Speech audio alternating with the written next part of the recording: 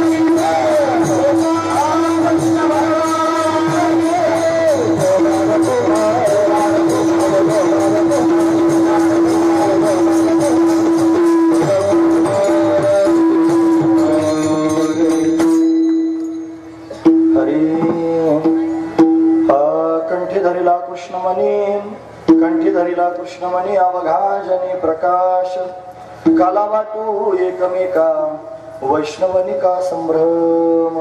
प्रस्तुत प्रसंगी कीर्तन रूपी सेवेकरिता निवडलेला अभंग जगद्गुरु जगतवंदनीय सर्वांच्या अंतःकरणाचा अधिष्ठान असणारे माऊली तुकोबाराय यांचा 4 चरणांचा आणि विलक्षण असणारा ज्ञान स्वरूप काला वर्णन करून सांगणारा अशा पद्धतीचा हा अभंग आहे. या अभंगामध्ये माऊली तुकोबाराय आपल्याला काय प्रतिपादन करून सांगतात तत्पूर्वी आपण एकदा संतांना नमन करूया.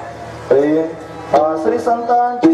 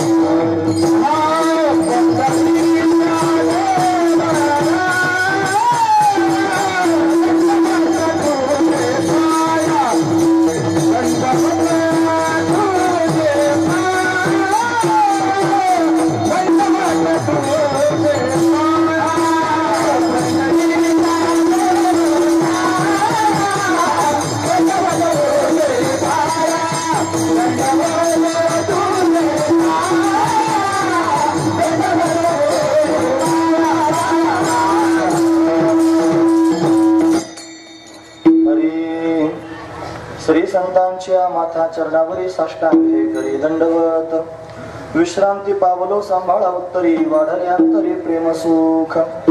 कंठी धरिला कृष्णमणी, कंठी धरिला कृष्णमणी अवघा जनी प्रकाश, काला वाटू एकमेका वैष्णवनिका संभ्रम. प्रस्तुत प्रतिवर्षीप्रमाणे याही वर्षी होणार आपला अखंड हरिनाम सप्ताह. या सप्ताहातील असणारी ही काल्याची म्हणजे प्रसादाची असणारी कीर्तन रूपी सेवा ही अकारण करुणा वरुणालय भक्तकाम कल्पद्रुम भगवान पांडुरंग परमात्म्याच्या अथांग करुणेने त्याच्या दयेने आणि या सर्व संयोजक मंडळींच्या माध्यमातून ग्रामस्थांच्या माध्यमातून आमच्या वाटेला आलेली आहे. सेवेकरिता निवडलेला अभंग जगद्गुरु तुकोबरा यांचा आहे आणि जगद्गुरु तुकोबरा या अभंगाच्या माध्यमातून एक विलक्षण असणारा काला वर्णन करून सांगतात. काय सांगतात महाराज? महाराज म्हणतात जगनियंता असणारा परमात्मा जो नावरूपाच्या पलीकडचा आहे, शब्दांच्या पलीकडचा आहे, तो परमात्मा कृष्ण रूपाने प्रगट झाला आणि दिव्य असणारं रूप त्यानं धारण केलं आणि ते सर्वात श्रेष्ठ त्यांनी असणारं रूप ठरलं, ज्याच्याकडे पाहून माणसाचं मन त्यांनी महाराज विभोर होऊन जाईल असं सुंदर रूप भगवंतानं धारण केलं. म्हणून सर्वांना त्याचा छंद लागला आणि सगळ्यांच्या मुखात एकच नाव येऊ लागलं, कृष्ण कृष्ण कृष्ण कृष्ण. कृष्णाशिवाय दुसरं कोणी काही बोलेच नाही. जणू काय सर्वांनी कंठात कृष्णच धारण केला. मग सर्वांचं जीवनच कृष्ण झाल्या कारणानं, जीवनच कृष्णमय झाल्या कारणानं सर्वांना सगळीकडे कृष्णच कृष्ण दिसू लागला. कंठे धरीला कृष्ण म्हणे अवघा जनी प्रकाश. पण तोच त्यांनी महाराज सगळ्या कणाकणात व्याप्त दिसतोय. म्हणजे स्वतःचा जीवपणा कृष्ण स्वरूपामध्ये विलीन झाला, म्हणजे एकरूपता प्राप्त झाली. या एकरूपतेचं नाव आहे काला. कारण काला म्हणत असताना दोन गोष्टी एकत्र येतात, दही आणि लाही, दही आणि भात या दोन गोष्टी एकत्र करायच्या असतात, त्याला म्हणतात काला. म्हणून भगवंताचं नामचिंतन करणारे जे त्यांनी भक्त आहेत ते भक्त आणि तो भगवान दोन आहेत की नाही. मग हे दोन तागणी महाराज त्या भगवंताचं चिंतन करता करता दोन राहिले नाहीत, एक झाले म्हणजे त्यांच्यात झाला काला. एकत्र झाले, हा झाला काला. आणि तो काला त्यांना प्राप्त झाला, कृष्ण स्वरूपतेचा काला त्यांना प्राप्त झाला, कृष्ण परमात्म्याशी एकरूपतेचा काला त्यांना प्राप्त झाला. आणि तो काला प्राप्त झाल्या कारणाने तो आत राहाय ना महाराज, तो त्यांनी अनावर झाला. आणि असं वाटलं इतरांना सुद्धा हा द्यावा की तो कृष्ण असा आहे की जो प्रेम करण्यास योग्य आहे, जो त्यांनी आनंद देतोय, जो समाधान देतोय, जो भरभरून प्रेम देतोय सर्व जीवमात्रांना, सर्व कणाकणात व्याप्त असणारा तो परमात्मा सगुण साकार होऊन भक्तांना आपलंसं करतोय. हे जगाला सांगितलं पाहिजे. म्हणून तर त्याचं प्रेम सगळ्या जगात वाटण्याकरिता एकमेकाला त्यांनी मला त्याचा महिमा वर्णन करून सांगू लागले. तो याच पद्धतीने सांगतात आम्ही त्याचं चिंतन करता करता तद्रूप झालो, म्हणजे त्याच्याशी एक रूप होऊन काला केला. आणि तो काला त्यांनी मला तुम्ही सुद्धा घ्या म्हणून त्यांनी हा काला जीवनामध्ये प्राप्त झाला. कंठी धरला कृष्णमणी अवघाजनी प्रकाश. काला वाटू एकमेका वैष्णवनिका संभ्रम. कोणाला द्यायचा तो काला? तो काला देण्याकरिता सुद्धा अधिकाराची गरज पडते महाराज. हा काला अनाधिकाराला जमत नसतोय. ज्याचा अधिकार नाही त्याला काला भेटत नाही. तुम्हाला येतं काय याच्यात भरलेला आहे दही आणि लाही आम्ही केव्हा खाऊ शकतो, तुम्ही म्हणता अधिकाराशिवाय भेटत नाही. हा काला वेगळा आहे. याच्यापेक्षा अजून एक काला आहे श्रेष्ठ आहे, आणि त्याच्यापेक्षा अजून एक काला श्रेष्ठ आहे. तीन प्रकारचे काले आहेत महाराज. तुम्हाला याला कनिष्ठ करतोस का? नाही, कनिष्ठ नाही. याच्यातून दुसऱ्या काल्यात प्रवेश होतो, त्याच्यातून तिसऱ्या काल्यात प्रवेश होतो. तीन प्रकारचा काला आहे. म्हणून आपल्याला एवढाच काला माहिती आहे. बऱ्याच वेळेला काल्याचे कीर्तन आपण ऐकतो, सगळं होतं. काला म्हणलं की माणसं दही अंडी पडतात आणि त्याच्यात दही लाई भेटली का म्हणतात हा काला आहे का. एवढाच काला नाही, याच्यापेक्षा काही वेगळा काला आहे महाराज. तो काला लक्षात घेण्यासारखा. म्हणून त्यांनी वैष्णव निका संभ्रम म्हणत असताना काला कोणाला मिळतो? निक्या वैष्णवाला मिळतो. निका म्हणजे ओरिजिनल. निका म्हणजे काय? शुद्ध असणारा वैष्णव. हे ओरिजिनल शब्द का बरं? कारण नकली पण आहे महाराज. म्हणजे बाहेरून त्यांनी गण लावला, पांढरे कपडे घातले, गळ्यात माळ त्यांनी घातली, पंढरीच्या वाटेने चालताना दिसला, देवळात घंटी वाजवायला गेला, म्हणजे लोक त्याला वैष्णव म्हणतात. एवढ्यावरच वैष्णवाची व्याख्या होऊ शकते का? नाही ना महाराज. त्याच्या गळ्यात माळण पोटात काहीतरी दुसरे असू शकतो, मी कशाला म्हणत बसू नका, पण असंही असू शकतं. मग तो ओरिजिनल वैष्णव नाही, तो बाहेरून दिसणारा वैष्णव आहे. ओरिजिनल काही वेगळाच असतो, ज्याचं सगळं प्रेम देवावर आहे त्याला वैष्णव म्हणतात. मला म्हणतात वैष्णव तो जया अवघी देवा.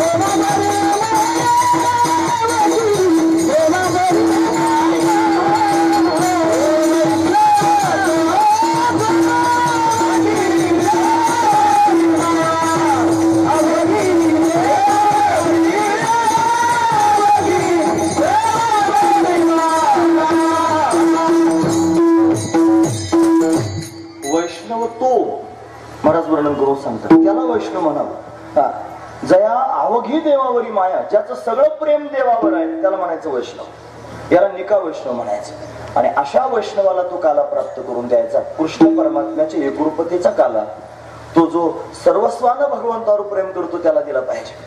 म्हणून दुसरा कोणी आला तरी त्याला द्यायचं नाही. मग कोणी म्हणण्यामध्ये काय, कोणी म्हणण्यामध्ये इंद्र, कोणी म्हणण्यामध्ये ब्रह्मदेव, हे सगळे मोठे मोठे आहेत महाराज, ते जरी आले तरी त्यांना द्यायचं नाही. त्यांना काय करायचं मग, वाकुलिया ब्रह्मादिका उत्तम लोका दाखवू, त्यांना वाकुल्या दाखवायच्या, द्यायचं नाही त्यांना काला. टुकटुक करायचं त्यांना, चला निघा तुम्हाला काला भेटणार नाही. ब्रह्मदेवाला सुद्धा द्यायचं नाही. स्पष्ट प्रमाण आहे, वाकुलिया ब्रह्मादिका उत्तम लोका दाखव, त्यांना सुद्धा द्यायचं नाही. कोणाला द्यायचं, वैष्णवाला द्यायचं. महत्वाची गोष्ट आहे महाराज. तुम्ही एवढे त्यांनी फुगीरपणानं बोलतात, ब्रह्मदेवाला द्यायचं नाही, इंद्राला द्यायचं नाही, अमुक झालं, तुमच्यात काय असं सामर्थ्य? ते म्हणले तुका म्हणे भूमंडळी, आम्ही बळीवीर गाडी, आम्ही काय सामान्य नाहीत, आम्ही बलवान आहोत, आम्ही वीर आहोत, गाढे वीर आहोत. असे त्यांनी मिळमिळीत नाहीत. आम्ही त्यांनी महाराज काळाला सुद्धा घाबरत नाही, कोणाला घाबरत नाही. जा, महत्वाची गोष्ट आहे. म्हणून धडाडीचे कार्यकर्ते आहेत महाराज हे महापुरुष, जे त्यांनी महाराज जगाच्या समोर प्रत्यक्ष प्रगट झाले. भगवंताचं प्रेम, भगवंताची भक्ती त्यांनी प्रगट करण्याकरिता आले. आणि म्हणून तर त्यांनी महाराज जगाच्या समोर सांगतात की काला आम्ही खातो आहोत, तो काला आम्हाला प्राप्त झालेला आहे, भगवंताच्या कृपेने मिळालेला आहे. मग कोणालाही देणार नाही. ब्रह्मदेव आला तरी त्याला सांगू चल निघ, तुला देत नाही काला. मग वैष्णव होऊन यायचं तर काला भेटेल. ब्रह्मदेवाला काला दिला नाही महाराज. पुढे जर आपल्याला वेळ मिळाला तर आपण नक्की पाहूया. त्याला काला मिळाला नाही, मग त्याला जावं लागलं परतून, मग त्याला अवताराला यावं लागलं पुन्हा एकदा. म्हणजे तो त्यांनी ब्रह्मा सोपान तो झाला. म्हणजे ज्ञानोबरायांचा धाकटा भाऊ होऊन यावं लागलं, सोपान काका व्हावं लागलं, तेव्हा काल्याचा अधिकारी झाला. महत्वाची गोष्ट आहे. कोणालाही काला मिळत नाही. पण या भूमंडलावरती आम्ही बलवान वीर असणारे, त्यांनी गाढे असणारे वीर आहोत, आम्ही काल्याचे अधिकारी आहोत, तुकोबाराय वर्णन करून सांगतात. म्हणून त्यांनी काला आम्हाला प्राप्त झालेला आहे, एकमेकाला वाटण्याकरिताच आहे. फक्त वैष्णवांना आम्ही तो देणार आहोत असा आम्ही त्यांनी नियम करून घेतलेला आहे. असा अभंगाचा सरळ अर्थ पाहण्याचा आपण प्रयत्न केला.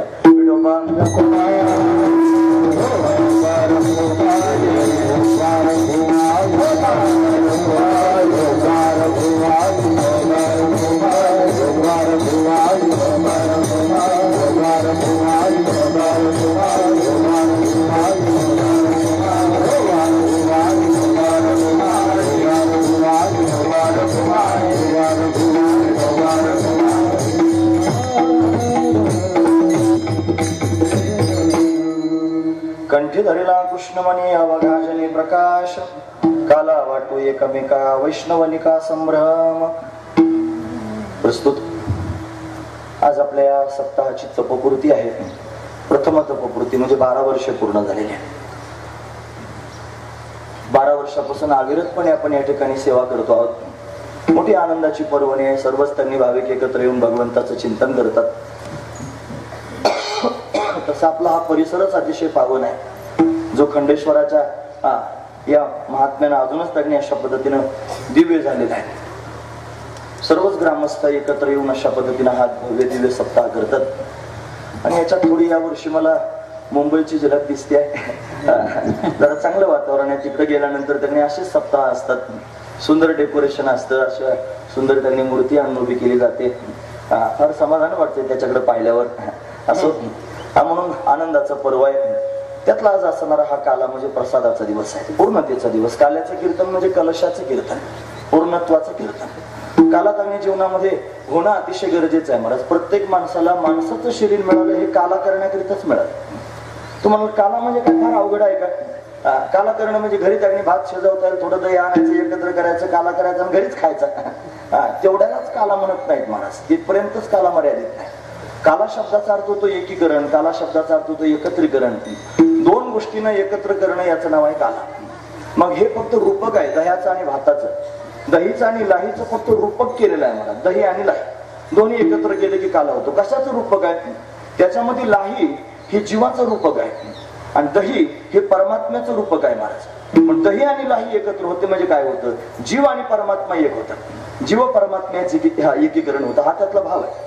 पण बघा ना, जरा विशेष गोष्ट पाहण्यासारखी अशी आहे की लाही ह्याची आहे ना, ही सुद्धा एक परिवर्तित अवस्था आहे आणि दही सुद्धा एक परिवर्तित अवस्था आहे. लाही होण्याकरिता सुद्धा परिवर्तन व्हावं लागतं आणि दही होण्याकरिता सुद्धा परिवर्तन व्हावं लागतं. लाही ही तांदळाची परिवर्तित अवस्था आहे आणि दही ही दुधाची परिवर्तित अवस्था आहे. दोन स्वतंत्र गोष्टी आहेत मला. तसं जीवानं परमात्म्यात एकरूप होण्याकरिता किंवा परमात्म्याने जीवाला आपल्यात एक करून घेण्याकरिता परिवर्तित व्हावं लागेल दोघांना सुद्धा. पहा तुम्ही, जीव अज्ञानानं ग्रस्त झालेला आहे. केव्हापासून जीव झाला हे त्याला माहित नाही. आपण सर्वजण त्यांनी जन्माला आलो, माणूस झालो, फलाना सगळं आपण त्यांनी पाहतो, सगळं जगच आपण डोळे भरून पाहतो. आजपर्यंत आपण सगळं त्यांनी झालो, फक्त एकच झालो नाही, त्याचं नाव आहे मुक्त. जर मुक्त झालो असतो तर परत माणूस होऊन कशाला आलो असतो? मोक्ष स्वरूपाची प्राप्ती झाली असती, आपण मस्त झालो असतो. ज्या अर्थी आपण जन्माला आलो त्या अर्थी आपण अजून मुक्त झालो नाही. लक्षात येत आहे तुमच्या सर्वांची महत्वाची गोष्ट आहे. कृष्ण चरित्राकडेच मला जायचंय, चिंता करू नका. आता की 11:15 वाजता माझं बोलणं सुरू झालेलं आहे आणि फार तर फार 12:30 वाजेपर्यंत मी बोलले, म्हणजे कोणाचा नंतर बीपी वाढायला नको, लो व्हायला नको, म्हणून आधी सांगून टाकलं बरं असतं. तुमच्यापेक्षा मला जास्त काही संध्याकाळी कथा चालू आहे, दूर जायचे म्हणून निदान 12:30 वाजेपर्यंत त्यांनी, कारण त्याचं कारण असं की मी येताना विचार करून आलो बरोबर 12च्या काठ्यावर थांबायचं, पण इथं आल्यावर महात्मे माझ्या डोळ्यासमोर दिसले, बाबा आलेले आहेत, आणखी त्यांनी महाराज मंडळी माझ्या डोळ्यासमोर दिसत आहेत. मग त्यांच्या समोर बोलायचंय. आता मग त्यांनी उगीच काढीना औषध लावण्यापेक्षा थोडस भगवंताचं चिंतन करून त्यांनी महाराज अशा पद्धतीने जावं. असं जीव आणि देव या दोन मुद्द्यांवर आपण बोलतो. काला याच मुद्द्यातून पाहायला पाहिजे, याच अंगानं काला पाहिला पाहिजे, या दृष्टीनं काला पाहायला पाहिजे, या भूमिकेत जाऊन काला पाहायला पाहिजे, तरच काला पोटात उतरेल, असं नाही उतरणार. महत्वाची गोष्ट मग जीवानं त्यांनी परिवर्तित व्हावं लागेल. आपण केव्हापासून जीव झालेला होता? अनादि कालापासून. म्हणून त्यांनी मुक्त झालो नाही. या जीवानं जर त्यांनी महाराज काला प्राप्त करून घ्यायचा असेल तर कालाच्या प्राप्तीकरिता त्यानं काय करावं लागेल? त्यानं त्यांनी महाराज स्वतः परिवर्तन करावं लागेल, म्हणजे अज्ञानाची भूमिका टाकावी लागेल आणि अज्ञान टाकून ज्ञान स्वरूपाची प्राप्ती करून घ्यावी लागेल. त्यानं जर ज्ञानाची प्राप्ती करून घेतली तर त्याच्या ठिकाणी असणाऱ्या जीवपणाचा नाश होईल, जीवपणाचा बाध होईल आणि जीवपणा गेला रे गेला की त्याला त्यांनी स्वतःच्या स्वरूपाचा बोध प्राप्त होईल, तो जीवनमुक्त होईल. जीवनमुक्त होणं म्हणजे लाही होणं. तुम्ही आता सर्वजण म्हणून लाही होणं म्हणजे त्यांनी महाराज कर्म आणि अकर्मापासून दूर जाणं, कोणत्याच प्रकारचं कर्म न लागणं. तुकोबाराय म्हणतात आम्ही त्या भूमिकेत गेलो ते स्वतःच वर्णन करून सांगतात. तुका म्हणे आम्ही झालो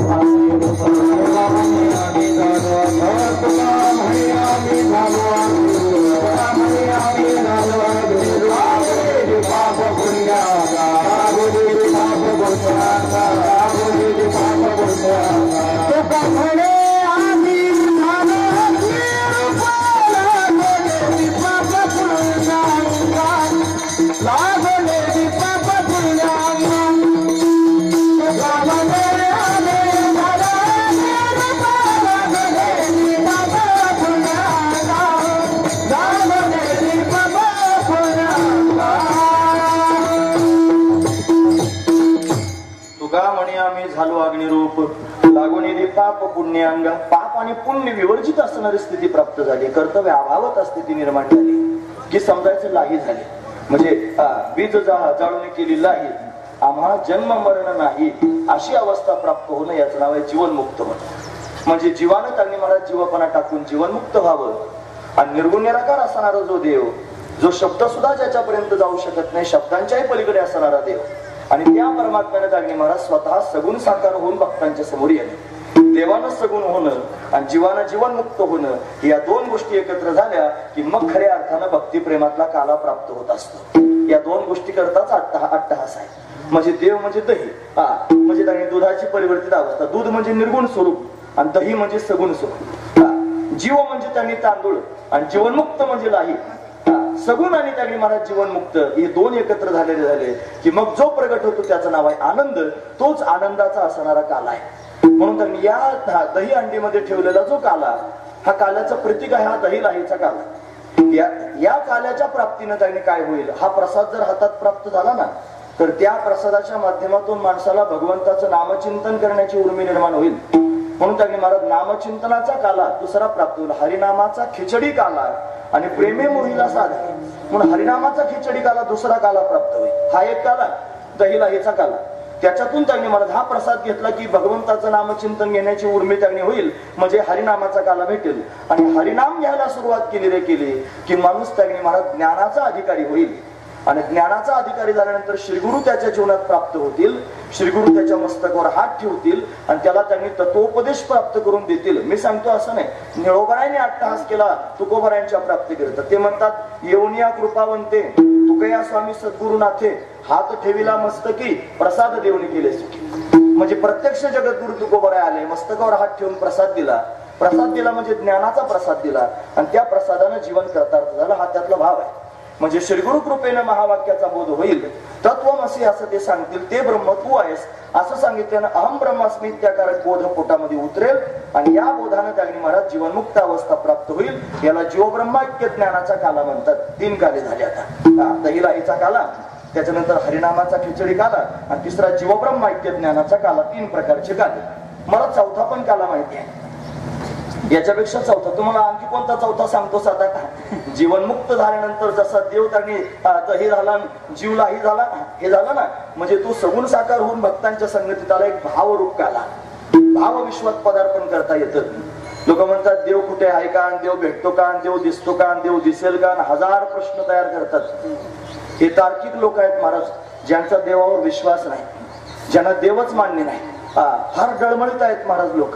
बऱ्याच लोकांनी तर माळा सुद्धा घातलेल्या आहेत, पण मनात कुठेतरी खोल एक भावना आहे, देव असला म्हणजे बरं झालं. नाही तर माळा घालून कुटाणा, नाही तो कुटाणा घेण्या देण्याचा, नसला म्हणजे काय करायचं, असंही म्हणणारी काही माणसं आहेत. मला त्यांच्या पोटात अजून डळमळ आहे, त्यांना आत्मविश्वास नाही, त्यात पक्का भाव नाही देवाच्या अस्तित्वाविषयी. म्हणून त्यांनी महाराज या जगतामध्ये परमात्मा आहेत असे प्रश्न लोकांना विचारले पाहिजे. तुम्ही ऐकतात ना सर्वजण? सांगा बरं मला, जगात देव आहे की नाही? आहे ना. मग नंबर 2, भेटतो की नाही सर्वांना? भेटतो की नाही? भेटतो. आपल्याला भेटला का? नाही. हे पण उत्तर योग्यच आहे. नाही भेटला म्हणण्याकरिता सुद्धा छाती लागते महाराज. खरं बोलायला महत्वाची गोष्ट. भेटला नाही, जरी भेटला नसला तरी भेटेल की नाही? भेटेल ना. तो भेटण्याकरिता काय गरजेचं आहे? त्याचं नाव आहे भाव. भावाशिवाय देव भेटत नाही महाराज. भाव असेल तर देव कळतो. म्हणून भावेविन देव त्यांनी कळणं शक्य नाही. भावच महत्वाचा आहे. भावाची कारण पण भाव आहे भगवंताच्या भेटीकरिता कारण. जगामध्ये देव आहे, तो त्यांनी भेटतो सुद्धा, पण भेटतो कोणाला? ज्याच्या पोटात भाव आहे त्याला. भावच नसेल देव कसं काय भेटेल? महाराज म्हणतात, भाव धरी तया तारील पाषाण आणि दुर्जना सज्जन काय तरी. जो भाव अंतकरणात धारण करून आहे त्याला दगडातून देव प्रगट होईल आणि तारील. आणि दुर्जनच असा एखादा त्यांनी असला, त्याच्या पुढे सज्जनाने डोकंही आपटलं तरी त्याच्या पुढे देव प्रगट व्हायचा नाही. दुर्जनच आहे महाराज तो. म्हणून दुर्जनाच्या समोर डोकं आपल्याचा धंदा करू नका. काही गरज नाही त्यांना समजून सांगण्याची. ते नरक छाप आहेत महाराज, त्यांच्यावर छाप पडलेली आहे नरकाची. म्हणून ते त्यांनी तुमचं किती सांगितलं तरी ऐकणार नाही. म्हणून त्यांना त्यांनी गळी उतरवण्याचं काम करू नका. जे भाविक आहेत, जे श्रद्धावान आहेत, ज्यांच्या पोटात विश्वास आहे परमात्म्याच्या अस्तित्वाचा, त्यांना भगवंताचं चिंतन सांगा. भगवान त्यांच्या समोर प्रगट होईल. पण भावविश्वास जाऊन त्यांनी महाराज परमात्म्याला प्रगट करता येतं.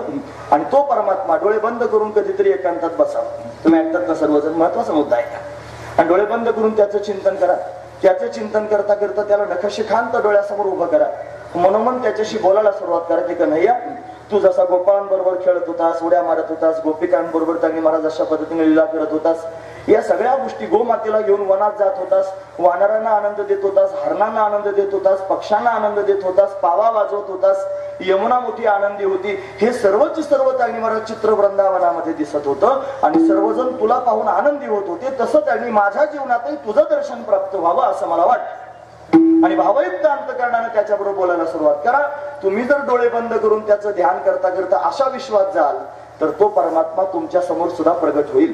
आणि फक्त प्रगट होईल असं नाही, तो प्रगट झाल्यावर म्हणा फार भूक लागली, पेंद्याला वरद्याला वाकुड्याला कसा खायला घालत होतास, मला सुद्धा देणं खायला, असं जर म्हणाल तर तो परमात्मा तुम्हाला सुद्धा अशा पद्धतीने स्वतःच्या हाताने भरवेल, तो काला खाऊ घालेल. महत्वाचा भाव आहे हा. भावरूप असणारा चौथा काला. 4 प्रकारचे काले आपण पाहिले. म्हणून तो काला त्यांनी महाराज प्राप्त झाला पाहिजे. त्याच्याकरिता आपण अट्टहास केला पाहिजे. जीवनामध्ये तो त्यांनी उतरावा म्हणून त्यांनी महाराज प्रयत्नशील असलं पाहिजे. बिगर प्रयत्नाचं ते प्राप्त होत नसते. म्हणून त्यांनी आपलं जीवन या काल्याकरिताच मिळालेलं आहे. म्हणजे त्यांनी हा काला प्राप्त करण्याकरिता सुद्धा माणसाचं जीवन लागेल. गाढवांना काय मिळत नाही. गाढवांना दिला तरी घ्यायचे नाहीत महाराज ते. हा महत्वाचा विचार आहे, कारण गाढव त्याचे अधिकारी नाहीत. नंबर 2, हरिनाम सुद्धा त्यांनी महाराज कोणालाही घेता येत नाही. ते सुद्धा माणसाच्या योनिदारावरच घेता येत. आणि जीवब्रह्माख्य ज्ञानाचा अधिकारी तर माणूसच आहे, बाकीचे कोणीच नाही. आणि भाव विश्वास सुद्धा माणसालाच जाता येईल, दुसऱ्या कोणाला जाता यायचं नाही. म्हणून माणसाचं शरीरच त्याने असं आहे जे काला प्राप्त करून घेण्याकरिता मिळालेलं आहे. म्हणून आपण काला केला पाहिजे. मग जो काला देणारा देव आहे तो त्यांनी अशा पद्धतीने प्रगट झाला पाहिजे. तो अनेक वेळेला प्रगट होत असतो. लांबलचक असणार त्याचं चरित्र आहे, पण वेळेची मर्यादा पाहून आपण संक्षिप्त रूपानं पुढे त्यांनी जाण्याचा प्रयत्न करूया. तो अनेक युगांमध्ये प्रगट होत असतो. त्याचा हा खेळ आहे. त्यानं संपूर्ण विश्व निर्माण केलंय. हे त्यांनी खेळण्याकरिताच निर्माण केले. त्यानं त्यांनी महाराज कर्मप्रधान विश्व रची राखा, जो जसं करव तसं फल चाखा. जो जसं कर्म करतो तसं फल परमात्मा त्याला प्राप्त करून देतो. म्हणून त्यांनी महाराज सुख दुःख त्याला देण्याचं काम करतो. का सुख दुःख प्राप्त होतात त्याच्यामध्ये पाप आणि पुण्य पाहिलं जातं. पण पाप पुण्य करून जन्मा येतो प्राणी.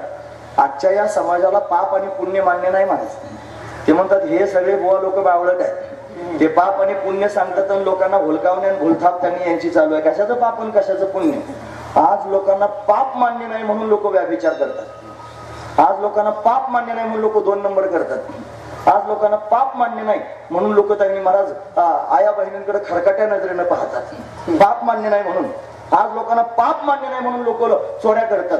आज लोकांना पाप मान्य नाही. जर पापाची भीती पोटात असती तर असे घाण वागले असते का लोक. एवढे समाजातले लोक आज एवढ्या तळागाळाला जाऊन त्यांनी खाली येऊन वागतात. त्याचं कारण लोकांना पाप मान्य नाही. पण ऐका, जरी पाप मान्य नसलं, का बरं मान्य नाही म्हणे. कुठं दिसतं. जे दिसतं ते आम्ही मान्य करतो म्हणे. काय पाप दिसतं का. आणि पाप दिसलं नाही तरी पापाचा परिणाम दिसतो. महत्वाची गोष्ट आहे. पाप आणि पुण्य 2 गोष्टी आहेत. त्या जरी दिसत नसल्या तरी त्याचा परिणाम मात्र दिसतो मला. पापाचा परिणाम आहे दुःख आणि पुण्याचा परिणाम आहे सुख. माणसाच्या जीवनात सुख दुःख पाहायला मिळतात. आणि सुख दुःख जर कशाला प्राप्त झाले असतील तर आपल्या कर्मानं, पाप पुण्यात्मक कर्मानं. जर फार चांगले दिवस असतील, फार आनंद तुमच्या जीवनात असेल, समजायचं मागच्या जन्मात काहीतरी पुण्य केलेलं आहे. एका आईला 2 लेकरं होतात. जुळे समजा, जुळे लेकरं झाले आणि दोघे एकाच शाळेत त्यांनी शिकतात. त्यांचे आई वडील संस्कार करणारे तेच आहेत. शाळा पण तीच आहे, शिक्षक पण तेच आहेत. एकच डिग्री घेतलेली आहे, एकाच नोकरीला लागलेली आहेत. दोघांना सारखीच नोकरी त्यांनी लागली. दोघांचे लग्न एकाच वेळेला झाले. पण एक मात्र फार श्रीमंत झाला, फार संपन्न झाला, फार सुखी समाधानी झाला आणि दुसरा तसाच राहिला महाराज. ज्याच्या जीवनात कधी समाधान आलंच नाही, दुःखानेच भरलेला आहे. मला तुम्ही सांगा, त्यांचे आईबाप वेगळे आहेत का. त्यांचं शिक्षण वेगळं आहे का. त्यांची नोकरी वेगळी आहे का. त्यांच्या सगळ्या गोष्टी एकच आहे. मग एक सुखी दुसरा दुःखी का बरं आहे. त्याचं कारण त्यांचं कर्म आहे महाराज. मग त्याचं कर्म त्याने मला सुख देणार.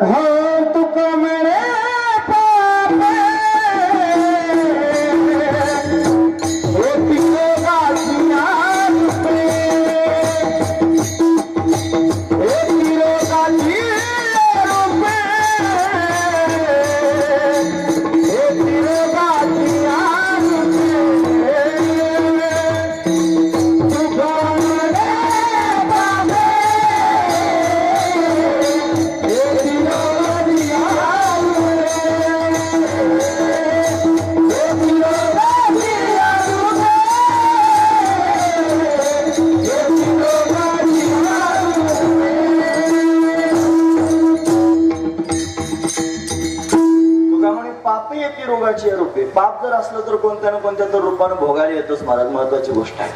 म्हणून भगवंतानं पाप पुण्यात्मक कर्माची रचना केली आणि कर्मप्रधान विश्व निर्माण करून त्याच्यात परमात्मा खेळतो. पण पापही वाढतं, कधी कधी पुण्यही वाढतं. पाप वाढलं तरी देवाला यावं लागतं कमी करण्याकरिता आणि पुण्य वाढलं तरी देवाला यावं लागतं कमी करण्याकरिता.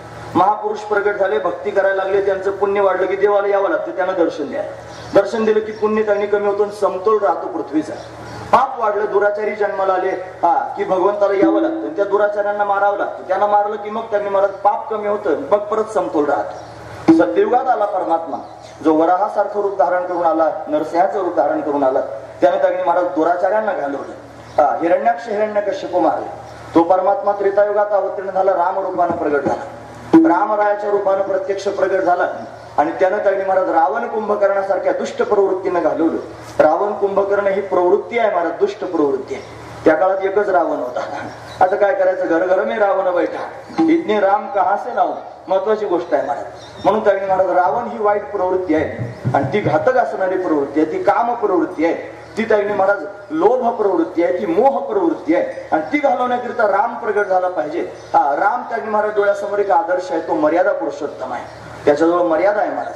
म्हणून त्यांनी महाराज त्या मर्यादेत वागण्याकरिता रामाचं चिंतन करावं. राम रूपाने तो प्रगट झाला आणि दुराचार्यांना त्याने अशा पद्धतीने घालवलं. पापच त्यांनी मला संपून टाकलं, पृथ्वीला निर्भय करून टाकलं.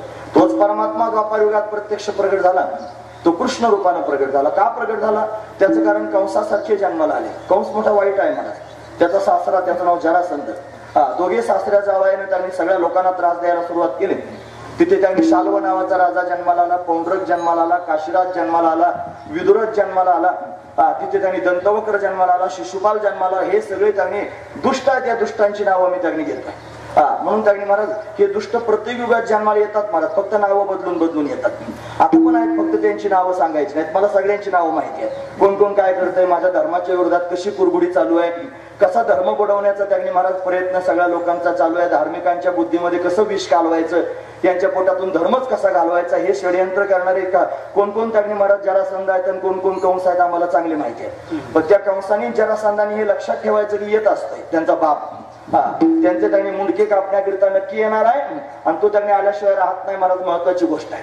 म्हणून तर त्यांनी महाराज ते जन्माला आले आणि पापाचा भार वाढायला लागला.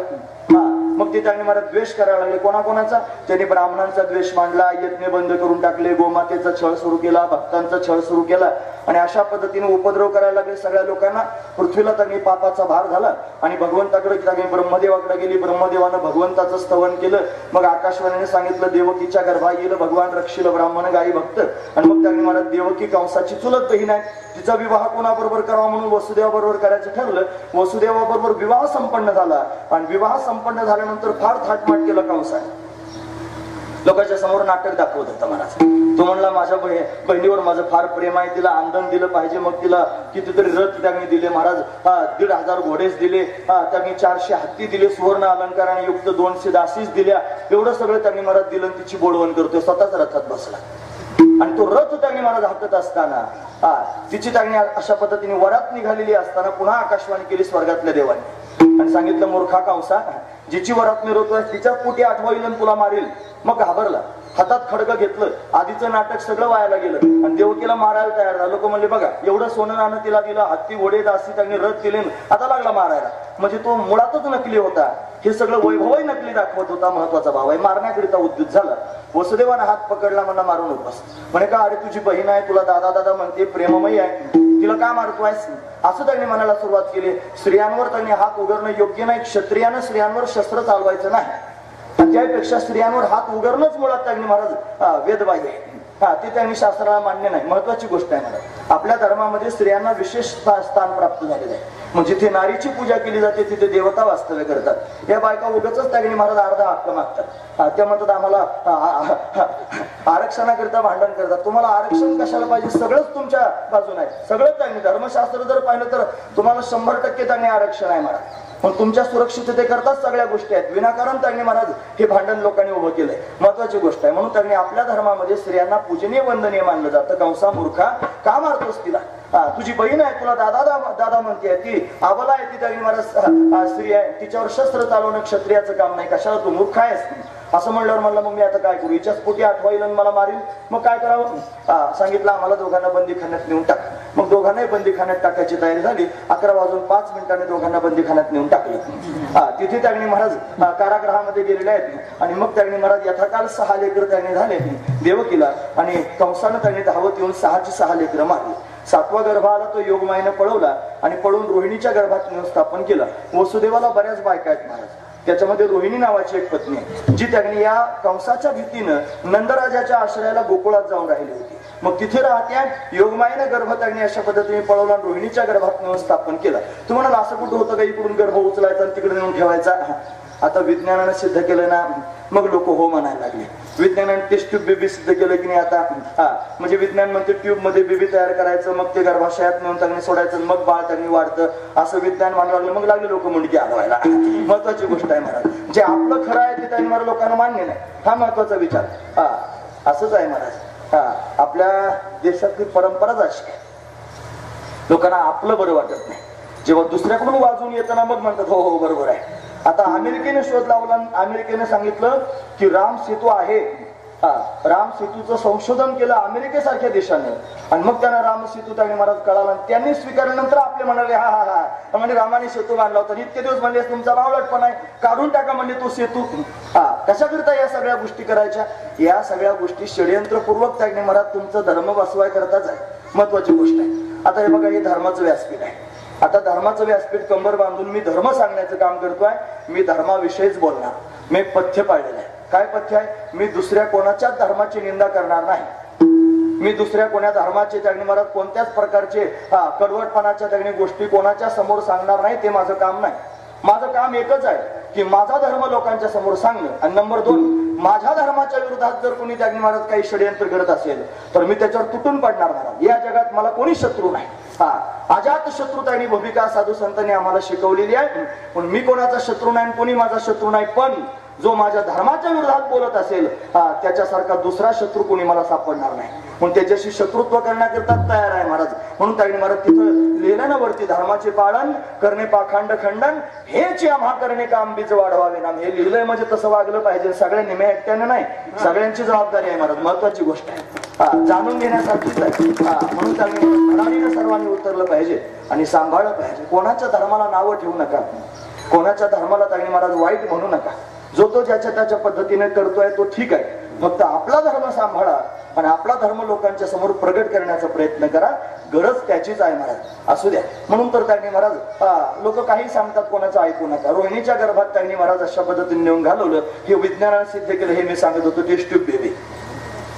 रोहिणीला त्यांनी महाराज गर्भधारणा झाली. 7व्या महिन्याचा गर्भ आला. लोक म्हणायला लागले हिचा नवरा बंदीखान्यात आहे, ही गरोदर आहे. नक्की कुठेतरी चुकली असेल म्हणून. कशी काय गर्भधारणा झाली?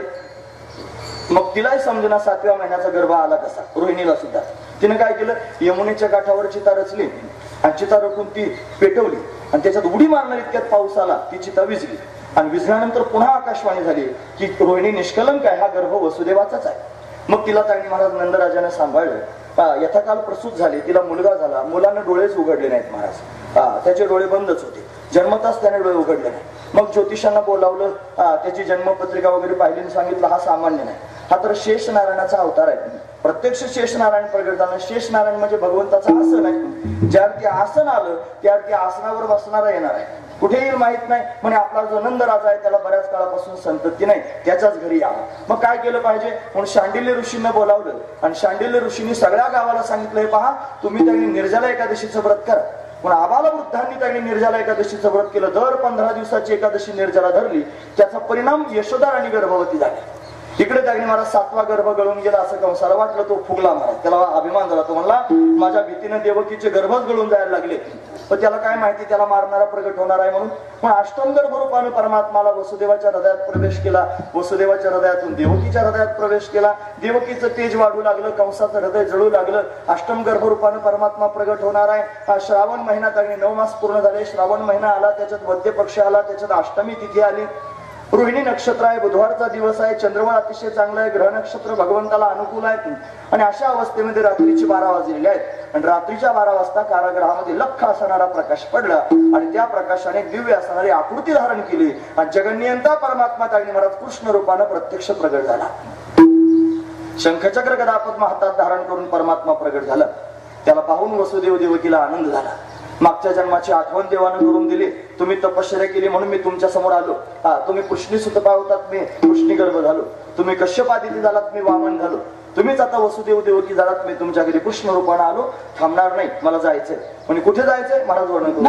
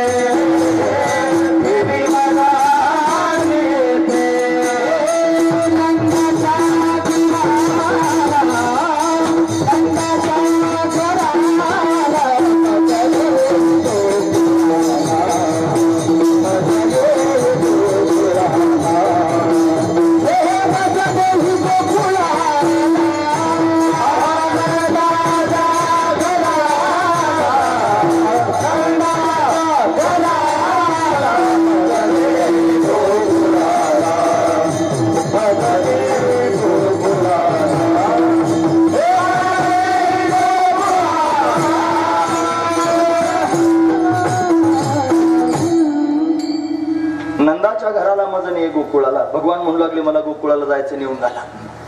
चतुर्भुज असणारा परमात्मा, 8 वर्षाची मूर्ती घेऊन आलेला परमात्मा लोक म्हणतात असं एकाएकी कसं काय प्रगट होईल आणि कसं काय दिसेल आणि कसं काय त्यांनी आकार धारण करून येणार आहे. ज्याला सगळं विश्व निर्माण करता येतं त्याला एक आकार धारण करता यायचा नाही का? हा महत्वाची गोष्ट आहे. ज्याने हे विश्व निर्मिले, महर्षी ब्रह्मा संस्थापिले, 21 स्वर्गात ते धरिले सत्ता मात्रे आपले. जयापासून सकळ महिमंडळ हे झाले, तो एक पंढरीचा राणा नाही अनुमान श्रुतीशी. ज्याला विश्व निर्माण करता येतं त्याला आकार धारण करता यायचा नाही का? मग तो या आकारात त्यांनी प्रत्यक्ष प्रगट होतो. पण एवढा मोठा झालास तुला कसं काय न्यायचं देवा? म्हणे मी लहान होणार आहे. भगवान लहान झाले, द्वारपाल झोपी गेले, कुलप गळून गेले, दरवाजे उघडले. देवकीनं भगवंताला घेतलं हातामध्ये, स्तनपान करू लागली. पण दुसऱ्या क्षणाला आठवलं कंस जर धावत आलं तर काय करायचं? म्हणून सोडा सोडा मिठी, लपवा लपवा जगे जेठी, जणी कंसाशी कळेल माझ्या बाळाशी मारील, असा विचार करून तिनं त्यांनी वसुदेवाच्या हातात बाळाला देऊन टाकले. वसुदेवानं भगवंताला उचलल्याबरोबर चमत्कार झाला. उचलीला कमळापती, पायीची बंधने गळती, बंधनं गळून गेली. आणि मग आता त्यांनी महाराज जाण्याकरिता निघाले. टोपली जवळ आली, देवाला टोपलीत घातलं, डोक्यावर घेतलं, रस्त्याने चालू लागले. धोधो पाऊस पडू लागला, शेष नारायणावरतून पण धरला. यमुना नदी समोर आली, यमुनेला पूर येऊ लागला, पुरात प्रवेश केला. वसुदेवाच्या गोट्याचं पाणी गुडघ्याला, गुडघ्याचं कमरेला, कमरेचं छातीला, छातीचं गळ्याला लागू लागलं. भगवंतानं विचार केला यमुना उफाळून वाहती आहे, तिला पायाचा अंगुष्ठ लावल्याबरोबर धुवून गेली पलीकडे.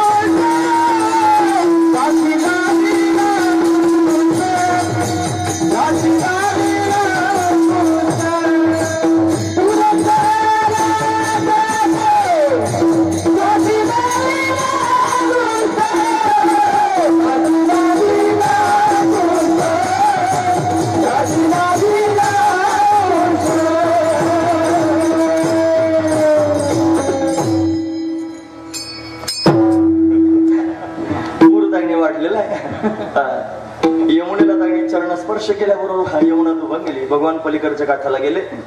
यशोदेच्या समोर कन्या प्रकट झाली. माया आपला मुलगा तिथे ठेवला, कन्या बरोबर घेतली, पुन्हा कारागृहात आली. तिने आटंत केला. कंसाला सांगितलं तुला मारणारा माझ्या आधी जन्माला आला. इकडे परमात्म्याच्या प्रकट्याची बातमी सगळ्यात आधी कळाली असेल सुनंदेला. तिने यशोदेला जाग केलं, वहिनी जागे व्हा, तुम्हाला मुलगा झाला. यशोदा आनंद विभोर झाली. नंदराजाला सांगण्याकरिता गेली. नंदराजाने नवरत्नांची माळ तिला देऊन टाकली. सगळ्या गावात सांगण्याकरिता सुनंदा फिरते, गवळण सांगी गवळणीला पुत्र झाला यशोदेला. सगळं गाव कन्हैयाला पाहण्याकरिता येऊ लागला. बरोबर 11:15 वाजता कन्हैयाला पाहण्याकरिता सर्वजण आले आणि आनंद विभोर होऊन भगवंताच्या छंदात नाचू लागले. सर्वांना सुख झालं महाराज. किती सुख झालं महाराज म्हणतात, गोकुळीच्या सुखा अंतपार नाही लेखा. गोकुळातल्या सुखाला अंतपार राहिला नाही एवढं सुख झालं महाराज. हे नंद घरानंद भयो रे, जय जय कन्हैया लाल की. आनंद घरानंद भयो रे, जय जय कन्हैया लाल की. जय कन्हैया लाल की, जय कन्हैया लाल की, जय कन्हैया लाल की, जय दाऊद याल की. नंद घरानंद भयो रे, जय जय कन्हैया लाल की. आनंद घरानंद भयो रे, जय जय कन्हैया लाल की. नंद घरानंद भयो. काही संप्रदायाचे नियम पाळायचे म्हणून टाळ पकवतात, म्हणायचे नाही. भजन मला म्हणावं वाटली तरी पण म्हणावं लागल्यावर कशाला दम खायचा म्हणावं वाटल्यावर म्हणायचेच महाराज. फक्त नियम मोडायचा नाही म्हणून तुमचे टाळ आणि मृदंग वाजवायचा नाही. भजन मात्र म्हणायचं. असं मला वाटलं म्हणायचं. मेरे मन को भाया मैं टरबूज काट के खाया. खावा टरबूज मी खाणार म्हणजे खाणार. मी काय करायचं त्याला. मला वाटलं त्यांनी महाराज भजन करायचं देवाचं मी करणार. तुम्ही ऐकतात ना सगळेजण. म्हणजे संप्रदायाचा नियम आहे असं झालं पाहिजे. तर संप्रदायाचे नियम मातीत घातले महाराज कितीतरी लोकांनी. दाखवू की यादी मी तुम्हाला काय काय करतात संप्रदायाचे नियम त्यांनी. संप्रदायाचे नियम सांगणाऱ्या लोकांनी माझ्या समोर यायचं आणि मला सांगायचं याला संप्रदायाचा नियम म्हणतात. मग मी त्याला यादी दाखवतो कशाला संप्रदाय म्हणतात ते. महत्वाची गोष्ट आहे. काय फुगीरपणा नाही सांगत, महत्वाची गोष्ट सांगतो. लिखित नियम आहेत संप्रदायाचे ते पाळले पाहिजे. काय नियम आहे माहिती आहे लिखित नियम. असं म्हणतात कन्या गौ आणि कथेचा विकरा हे नको दातारा घडू देऊ. म्हणजे मुलगी विकायची नाही, गाय विकायची नाही, कथा विकायची नाही. नियम आहेत का संप्रदायाचे? लोक हे पाळतात का? नरस्तुती आणि कथेचा विकरा हे नको दातारा घडू देऊ. नरस्तुती म्हणजे माणसाची स्तुती. माणसाची स्तुती करणं हे त्यागणी महाराज वर्ज आहे संप्रदायामध्ये. लोक माणसाची स्तुती करतात की नाही, कंबर बांधल्यावर अर्धा तास तर लोकांची नावं घेता घेताच जातात महाराज. महत्वाची गोष्ट आहे. आखं कीर्तन त्यागणी महाराज असंच होतं. कशा करिता? म्हणून हा नियम नाही का संप्रदायाचा? पाळला नाही पाहिजे का? पाळला पाहिजे. हे नियम धाब्यावर बसवते आणि दुसरेच नियम डोक्यात घेऊन त्यांनी लोकांना सांगायला लागले शहाणपणा. कशाला तो शहाणपणा सांगायचा? नियम जर पाळायचे असतील तर लिहिलेले नियम पाळायचे, जे साधू संतांनी गाथ्यात लिहून दिलेले आहेत. काय नियम आहे? अजून नियम सांगतो. परद्रव्य परनारी याचा धरी विटाळ, साधन तरी हीच दोन्ही जरी कोणी साधील. परद्रव्य परनारी याचा धरी विटाळ. परद्रव्य म्हणजे दुसऱ्याचं धन आणि परनारी म्हणजे दुसऱ्याची स्त्री. याचा दोन्हीचा सुद्धा विटाळ धरला पाहिजे. दुसऱ्याचं धन मातीसारखं वाटलं पाहिजे आणि दुसऱ्याची स्त्री आईसारखी वाटली पाहिजे. हा नियम आहे संप्रदायाचा. किती लोक पाहतात नियम त्यागणी म्हणे फक्त हे त्यागणी दुसरेच भजन म्हणतात, हे वृंदावनातले भजन म्हणतात. अरे भजनच म्हणतोय ना, भजनच म्हणतो ना देवाचं. भजन सहन होत नाही, बाकीचं तुम्हाला काही सहन होतं.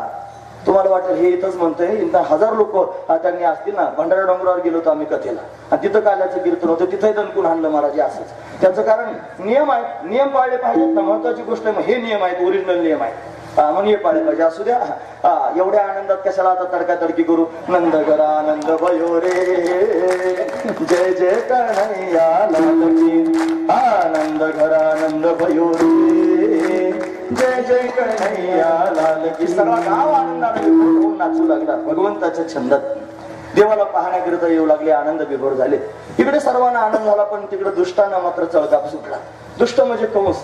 कंसाला त्यांनी भय निर्माण झालं आणि या कंसानं कन्हैयाला मारण्याकरिता षड्यंत्र करायला सुरुवात केली. त्यानं त्यांनी महाराज पुतनाबाईला पाठवून गेलं. भगवंताने पुतनेचा उद्धार करून टाकला. नंतर महाबळ नावाचा त्यांनी दैत्याला, तो ब्राह्मणाच्या रूपात आला. त्यानं त्यांनी महाराज पंचांग आणलं होतं. त्याचं स्वागत केलं. नंदराजाने बसायला पाठ दिला, टेकायला पाठ दिला, पंचांग ठेवायला पाठ दिला. त्यानं त्याच्यावर पंचांग आपलं, त्याचं चहा पाणी नाश्ता पोहे सगळं झालं. आणि झाल्यानंतर त्यांनी मग लागला त्यांनी भविष्य सांगायला. आणि ते भविष्य सांगत असताना म्हणलं, असं आहे नंदा, फार चांगला मुलगा आहे. चांगल्या त्यांनी महिन्यात, श्रावण महिन्यात जन्माला आला. रोहिणी नक्षत्र होतं, बुधवारचा दिवस होता. चंद्रबळ अतिशय चांगलं होतं. ग्रह नक्षत्र त्याच्या अनुकूल आहेत. सगळ्या गोष्टी सांगायला सुरुवात केल्या. सगळं चांगलं आहे, पण आता एवढं सगळं सांगितलं पण कशाला म्हणायचं? हा पण म्हणजे त्यांनी महाराज त्याच्यावर पाणी घालणारा असतो. एक माणूस त्यांनी महाराज नदीमध्ये त्याने उडी मारली, पलीकडच्या काठावर जायचं होतं. तो पोहत पोहत पलीकडच्या काठापर्यंत गेला. पण आता कोण कोण काय काय विचार करत असेल. पण आता पुढे नेमकं झालं काय असेल? गटांगळे तर खाल्ल्या नसतील, बुडाला तर नसेल, मगरीने तर धरला नसेल, काय झालं असेल, वाचला असेल का मेला असेल. हे पण एवढा पण आलं की एवढं सगळं येतं महाराज. असंच आहे. म्हणून तर त्यागणी महाराज या सगळ्या गोष्टी पाहण्यासारख्याच आहेत. कंसानं त्यागणी महाराज भगवंताला मारण्याचा प्रयत्न त्यागणी केला, षडयंत्र त्यागणी करायला सुरुवात केली. त्यानं त्यागणी पुतनाबाईंना पाठवून दिलं, मारून टाकलं महाबळ भटाला. आणि त्यानं त्यागणी पंचांग सांगायला सुरुवात केली. आणि तो त्यागणी महाराज सांगायला लागला, सगळं चांगलं आहे म्हणलं, पण काय हे पोरग चोऱ्या करील म्हणे. चांगलं नाही. फक्त चोऱ्या करून थांबणार नाही. हे त्यागणी महाराज व्याभिचार करील. एवढं करून नाही, हे त्यागणी 16,108 बायका करील. मग तर नंदराजाची छातीच मोठी झाली. म्हणजे भावा एवढ्या सुना आपल्याला येतील? एवढंच नाही म्हणे, हे पोरग कुळाला बुडवणार आहे. भगवान म्हणले, वारे वा, असा ज्योतिषी आपण पाहिलाच नाही. खरंच सांगतोय, मी चोऱ्या करणार आहे लोण्याच्या, मी असं करणार आहे, एवढ्या बायका करणार आहे, कुळाला बुडवणार आहे. त्याच्या पुढे काय सांगितलं माहिती आहे? मला घरात ठेवण्यासारखं पोरग नाही, याला पेटीत घाल, पेटीला कुलूप लाव, जंगलात नेऊन पुरून टाक. देव म्हणला, आतापर्यंत याचं मी कौतुक करीत होतो, माझ्याच मुळावर उठला. मग काय करायचं? आता याची गंमत केली पाहिजे. आता तो ब्राह्मण होऊन आला होता. भगवंताला ब्राह्मण अतिशय प्रिय आहे महाराज, कारण ब्राह्मण हे भगवंताचं मुख आहे. म्हणून त्यांनी महाराज ब्राह्मणाचा आदर करणारा परमात्मा आहे. हा ब्राह्मणाच्या रूपात आला म्हणून जीवेच मारायचा नाही ठरवलं, पण याची फजिती केली पाहिजे. काय फजिती करायची? ज्या पाटावर बसला होता ना, तिरक्या नजरेने पाटाकडे पाहिलं. असं गेल्यावर पाठ त्याचं काम करायला लागलं. काय झालं? पाठ असा उंच उडायला लागला महाराज आकाशात, असा गळमाळायला लागला. त्याला समजत नाही गडीवर काय चाललंय. असं करता करता धरला ना, असाच फेकला महाराज. फेकल्यानंतर टेकायला दिलेला पाठ होता, तो मला मित्रिका गप राहू म्हणून तोही त्यांनी महाराज उंच आकाशात उडाला. हा त्यांनी तोंड घशी पडला होता ना, असा पालता. वरून त्यांनी पाठ रपकन जाऊन पडला. पाठीतच पाठ त्यांनी पडला. घडीवर समजच ना काही. उठून पळायला लागला इकडे इकडे. घरातले सगळे अचेतन पदार्थ निघाले महाराज. लाटणं, पोळपाट, सांडशी, चिमटा, उकळ, मुसळ, जात, रूम नाही निघालं महाराज. कुठं ते दनादन मार बसायला लागला. कोणी डोक्यात, कोणी पोटात, कोणी पाठीत. त्यांनी मारहाण सुरू झाली. पळायला लागला. बाज आडवेली. बाजेवरून पाय टाकून जायला लागला. बाजीने धोतर धरलं महाराज त्याचं. आता ते ब्राह्मणाचं धोतर असतं त्याला गाठण नसते महाराज. पंचकासोटा धोतर. आम्ही तसंच नसतोय. 5 काष्टी असतात महाराज. पंचकासोटा धोतर. आता ते धोतर सोडवण्याचा प्रयत्न केला. सुटच ना त्याला काही केला. मग काय करायचं? ओढून मारत बसतोय. धोतराचा छंद सोडून दिला. मला मरू दे, फिटलं तर फिटलं. धोतरच फिटलं महाराज. आणि तसाच नागवा तागणी पळत सुटला. महाराज म्हणतात जानवे सुटले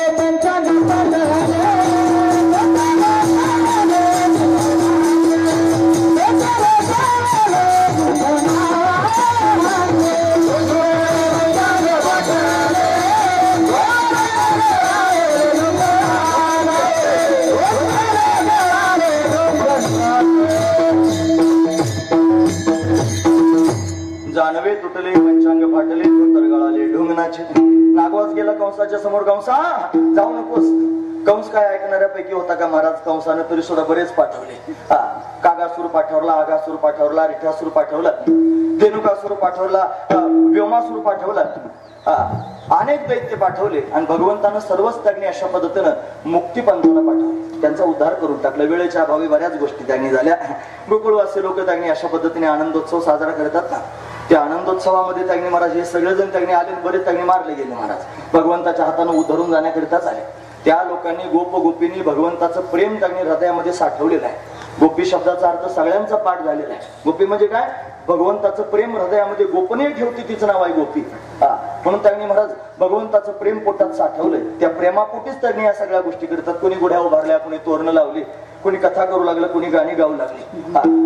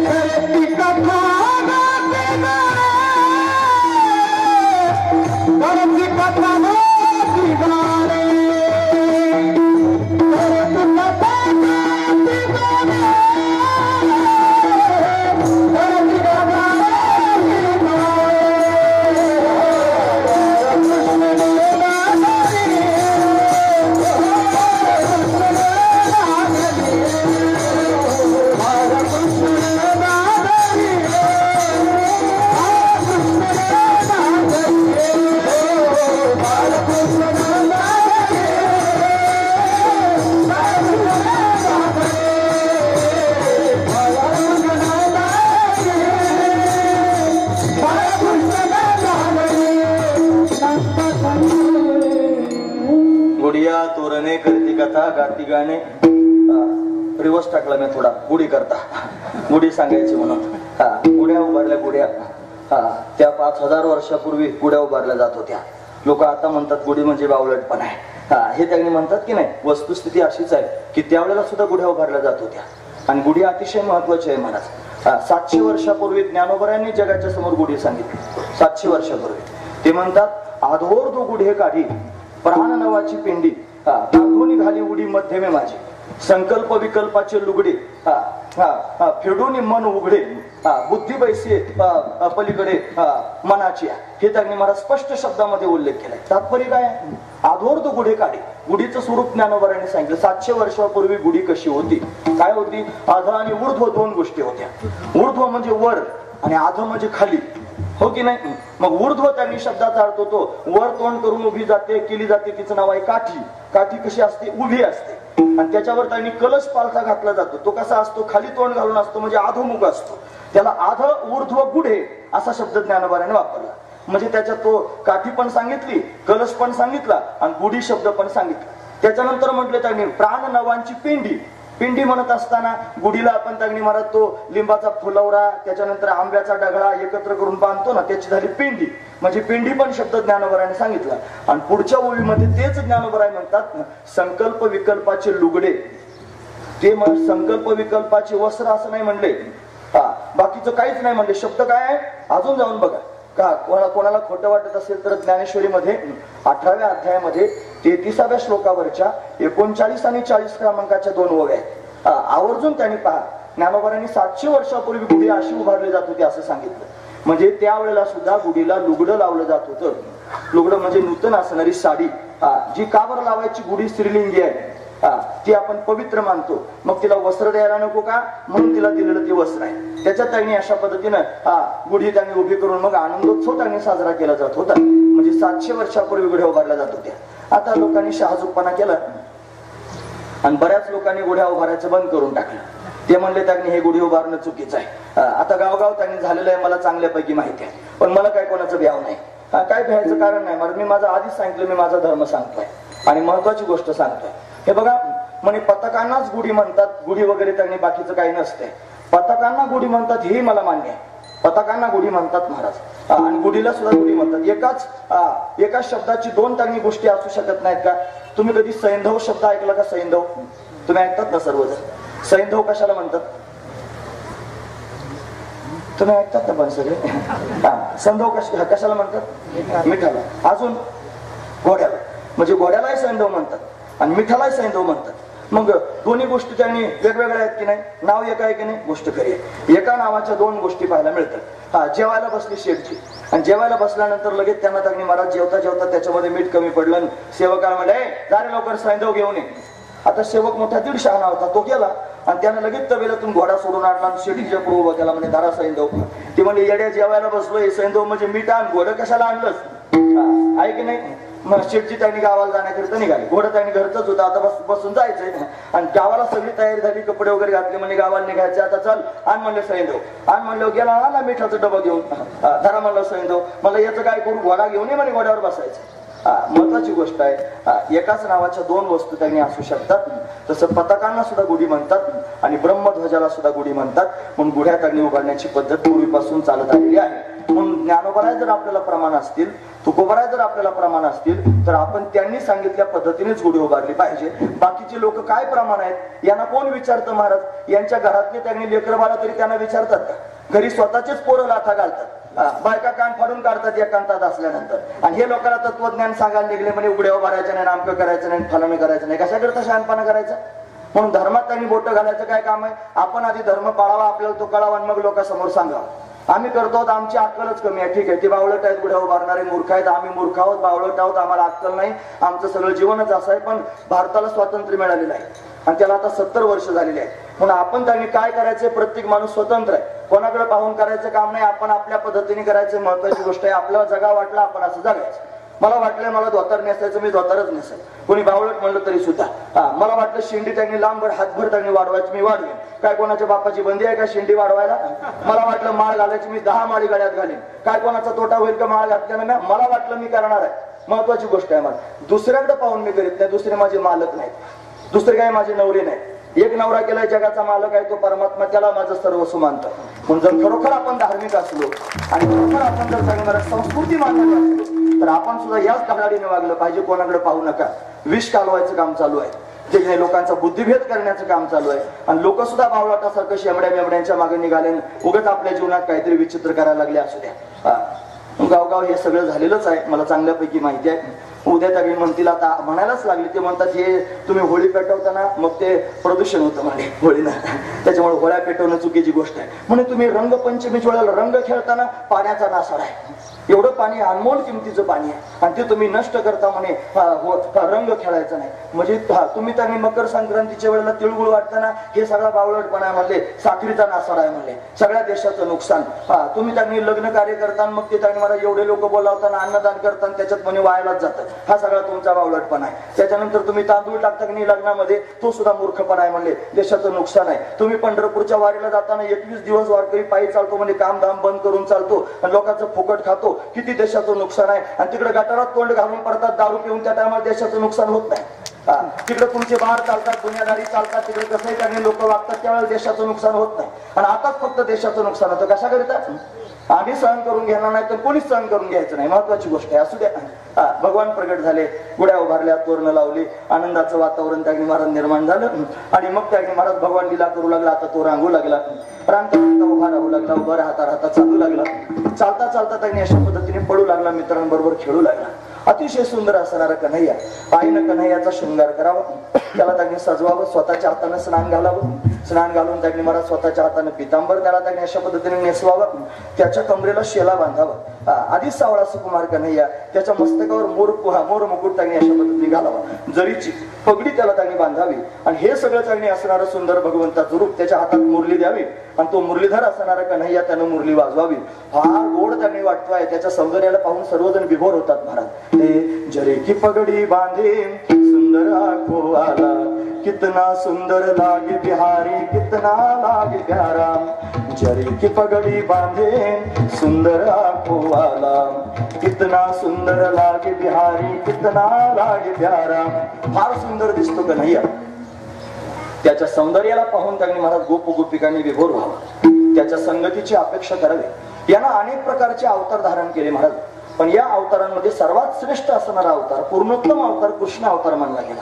6 प्रकाराने परमात्म्याचे अवतार होतात. अंश, अंशांश, कला, आवेश, पूर्ण आणि पूर्णोत्तम, हे 6 प्रकार आहेत. अंश रूपाने परमात्मा प्रगट होतो. परशुराम आदी करून अंश अवतार आहेत. अंशांश अवतार त्यांनी व्यासदेव आदी करून आहेत. त्याच्यानंतर त्यांनी महाराज म्हणजे तो कला अवतार धारण करून तो मोहिनी रूपाने, तो आवेश अवतार धारण करून तो नरसिंह रूपाने, तो राम अवतार धारण करून आला. पूर्ण अवतार आहे राम अवतार. आणि पूर्णोत्तम अवतार जर कोण असेल तर कृष्ण अवतार आहे. म्हणून श्रीकृष्ण परमात्म्याचा अवतार हा पूर्णोत्तम अवतार आहे. आणि तो पूर्णोत्तम असल्यामुळे सर्वांहून श्रेष्ठ मानला जातो. आणि सर्वांहून श्रेष्ठ आहे म्हणून त्याला मणी म्हटलं जातं. मणी म्हणजे सर्वात श्रेष्ठ आहे. जो त्यांनी महाराज मणी कुठे असतो हे बघा, काही शब्द आहेत. मुकुटमणी शब्द ऐकलाय की नाही तुम्ही? मुकुटमणी. अजून एक शब्द सांगतो, शिरोमणी. शिरोमणी शब्द आहे की नाही? शिर म्हणजे मस्तक. आपल्या शरीरामध्ये सगळ्यात श्रेष्ठ भाग कोणता? शिर. आणि त्या शिरावर ठेवलं जातं त्याला काय म्हणतात? मुकुट. आणि त्या मुकुटाच्याही वरती असतो त्याला काय म्हणायचं? मणी. म्हणजे या शरीरात 1 नंबर कोणाचा लागला आता? मण्याचा. म्हणजे तो मणी सगळ्यात श्रेष्ठ झाला.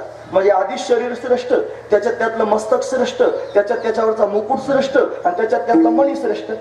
म्हणून जो सगळ्यात श्रेष्ठ असतो त्याला काय म्हणतात? मणी. काय म्हणायचं? मणी. तसा हा कृष्ण परमात्मा अंश, अंशांश, कला, आवेश, पूर्ण आणि पूर्णोत्तम, हा पूर्णोत्तम रूपाने प्रगट झाला. म्हणजे सर्वात कसा झाला? श्रेष्ठ झाला. आणि तो सर्वात श्रेष्ठ म्हणून त्याला काय म्हटलं पाहिजे? मणी. म्हणून तो काय झाला आता? कृष्णमणी. हा कृष्णमणी. सगळे गोपाळ त्याच्या अवतीभोवती त्याच्याबरोबर खेळतात आणि खेळून त्यांनी मला सर्वात श्रेष्ठ असणारा हा कृष्णमणी त्यांनी पाहिला. त्याच्या संगतीत त्यांनी आनंद घेऊ लागले आणि आनंद घेऊन त्यांनी महाराज तो सर्वांना प्रेम देऊ लागला.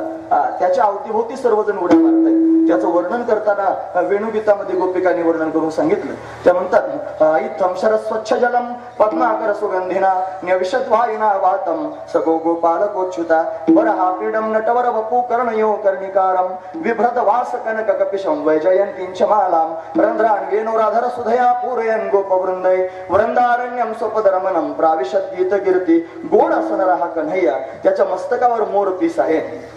त्यानं त्यांनी महाराज वैजयंती माळ गळ्यात घातलेली आहे. त्याच्या कानांच्या खोवणीमध्ये कनेरीची फुलं त्यांनी खोवलेली आहेत. आधीच सावळा सुकुमार. मस्तकावर त्यांनी अशा पद्धतीने कपाळावर मलयागिरी चंदन लावलेला आहे. त्याच्यावर केशराची उटी दिलेली आहे. त्यानं त्यांनी महाराज शेला कमरेला बांधलेला, पितांबर धारण केलेला आहे. असा असणारा हा सुंदर कन्हैया.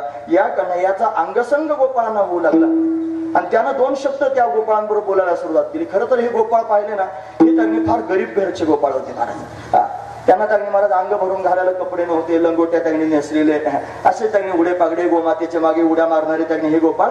घरी ज्यांच्या ताक प्यायला गवळ्यांची ताक पिरे आणि कोण पोरे चांगली ती ताक वरपणारी ही पोरं. नाकाला जर शिंबूड आला ना तर पुसण्याकरिता काही साधन नव्हतं महाराज. या मनगटापासून कोपरापर्यंतचा भाग आहे ना, ठरवित ठरलं होतं शेंबूड पुसायला. असा फरकांडा मारायचा महाराज. शेंबडाचा गीत पासून इथपर्यंत सारा शेंबूड शेंबूड, अशी त्यांची अवस्था. अशी ती गोपाळ. त्यांचं नाव पेंद्या, वरद्या, वाकुड्या, श्रीराम, सुदाम, मधुमंगल. आणि हा कन्हैया राजाचा मुलगा आणि ते गोपाळ गरीब घरची मुलं. मग लक्षपूर्वक ऐका, गरीबाच्या घरची असणारी ही मुलं, त्यांना जर राजाच्या मुलांना एवढं प्रेम दिलं तर त्यांना समाधान वाटत असेल की नाही? महत्वाची गोष्ट आहे. एखादा फार नावाजलेला माणूस असावा, श्रीमंत असावा, एखादा पदस्थ असावा आणि सगळे लोक त्याला ओळखतात आणि त्या माणसाने एखाद्या गरीबाला त्याचं नाव घेऊन हाक मारावी. गरीबाची छाती मोठी होते, मग तो म्हणतो बघा साहेबांनी मला हाक मारली, साहेब माझं नाव त्यांनी घेतात, साहेबांना त्यांनी माझं नाव माहिती आहे, त्याला किती समाधान वाटतं. मग सामान्य संसारातला एखादा उच्च पदस्थ जर त्याने एखाद्या गरीबाला नावानिशी ओळखत असेल तर त्याला एवढं समाधान वाटतं, तर जगाच्या मालकाने एखाद्याला नावानिशी ओळखल्यावर त्याला किती समाधान वाटणार. म्हणून गोपाळांना पेंद्या वरद्या वाकुड्या म्हणून हाक मारल्यानंतर गोपाळांना विलक्षण आनंद होत होता. तो आनंद त्यांनी मनात मावला जात नव्हता, तो कन्हैयाच चित्तात राहत होता, जो कृष्णमणी आहे आणि तोच त्यांनी महाराज मनामध्ये घर करून बसत होता. म्हणून तर त्यांनी महाराज तोच मनात घर करून बसल्या कारणानं मुखात सुद्धा तोच येत होता आणि बाहेर पाहिलं तरी तोच दिसत होता. एखाद्याच्या चित्ताला एखाद्या गोष्टीचा छंद लागला की त्याच्या तोंडात सुद्धा तीच गोष्ट बसते महाराज, दुसरं काही त्यांनी महाराज बोलतच नाही, फक्त छंद लागा. आम्ही शाळेत असताना लहानपणी गोष्ट घडली सांगतो.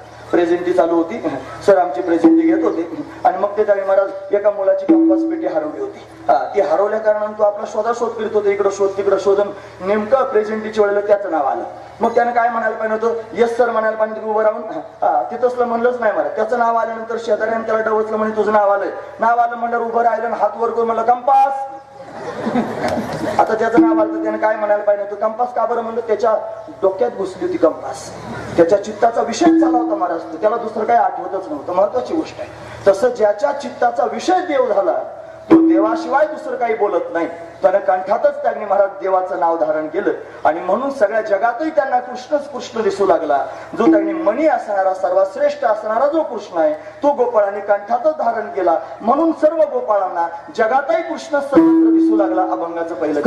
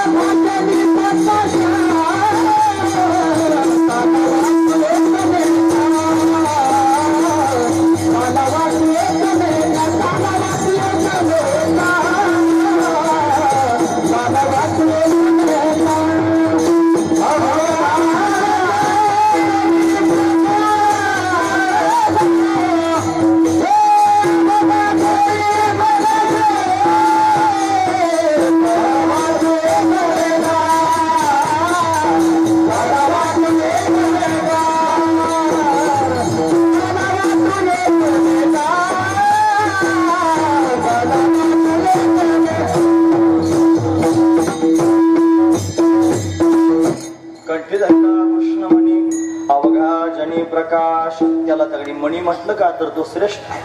इतर सगळ्या अवतारांमध्ये कृष्ण अवतार का श्रेष्ठ आहे त्याच्याकडे पाहूनच खेचून घेतो महाराज. महत्वाची गोष्ट आहे. अनेक अवतार आहे. देवानं माशाचं रूप धारण केलं, मत्स्य झाला, कधी कश्यप झाला, कधी वराह झाला, कधी नरसिंह झाला, कधी वामन झाला, कधी परशुराम झाला. एवढे रूप त्यानं धारण केले. पण कधी एखादा माणूस हातात माळ घेऊन मत्स्य मत्स्य मत्स्य म्हणताना दिसला का? कधी एखादा कश्यप कश्यप कश्यप म्हणताना दिसला का? नाही म्हणत. कधी नरसिंह नरसिंह त्याने म्हणतोय का? एखाद्या ठिकाणी क्वचित नरसिंहाचं मंदिर असताना लोक दर्शनाला जातात आणि दर्शनाला गेल्यावर सुद्धा त्याचं तोंड सिंहाचं असल्या कारणाने त्याला भेटतात महाराज बरेच लोक. म्हणून त्यांनी असं भगवंताचं रूप त्यांनी कोणतंच नाही की ज्याच्याकडे पाहिल्यावर आकृष्ट होईल माणूस. म्हणून कृष्ण अवतार असा की जो त्यांनी सर्वांना वेधून घेणार आहे. म्हणून तो कृष्ण मणी आहे आणि त्याचा छंद त्यांनी जीवाला लागला, त्याचा छंद त्याच्या भक्तांना लागला. म्हणून अखंड त्याचं नामचिंतन करत तो कंठातच धारण केला आणि कंठात धारण केला आणि म्हणून तर त्यांनी महाराज चित्ताचा विषय झाल्या कारणाने सर्वत्र तोच दिसू लागला. मग त्यालाही असं वाटायला लागले की माझे भक्त माझं चिंतन करतात. मग त्या सगळ्या गोपाळांच्या संगतीत हा उड्या मारू लागला. त्या गोपाळांकडे जरा पाहिलं, थोडे मडतुकडे झालेले दिसले महाराज गोपाळ.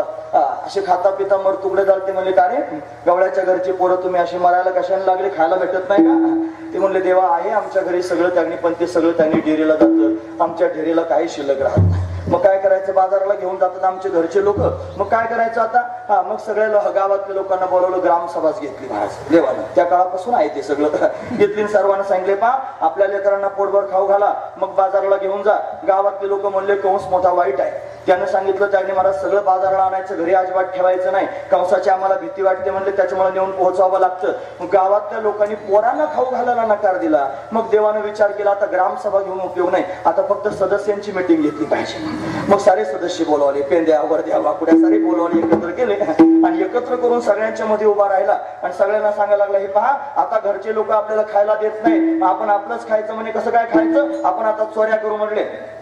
चोरी करणं काय चांगलं, काही जर उभा राहिला म्हणे देवा चोऱ्या करणं काय चांगली गोष्ट असते का? म्हणे शांत राहा, चोऱ्या काय लोकांच्या घरी नाही आपल्याच घरी करायच्या. मग त्यांनी महाराज पोरांना नंबर ठरवून दिले, आज याच्या घरी, उद्या त्याच्या घरी, परवा त्याच्या घरी, असं सर्वांना त्यांनी महाराज ठरवलं. आणि मग त्यांनी महाराज सांगितलं हे पहा आम्ही संध्याकाळच्या वेळेला सगळेजण येऊ, तू आपलं त्यांनी घरातून घराची कडी उघडी करून ठेव, आम्हाला घरात नाही जेवढे त्यांनी महाराज कुठे माठ असतील आम्हाला दाखव, आम्ही त्यांनी लोणी वगैरे सगळं खाऊ, खाऊन झाल्यानंतर आम्हाला हळवारपणे बाहेर नेऊन पोहोचवा, नंतर आतून कडी लावून द्या, उद्या पेपरला बातमी द्या दरोडा पडला म्हणून.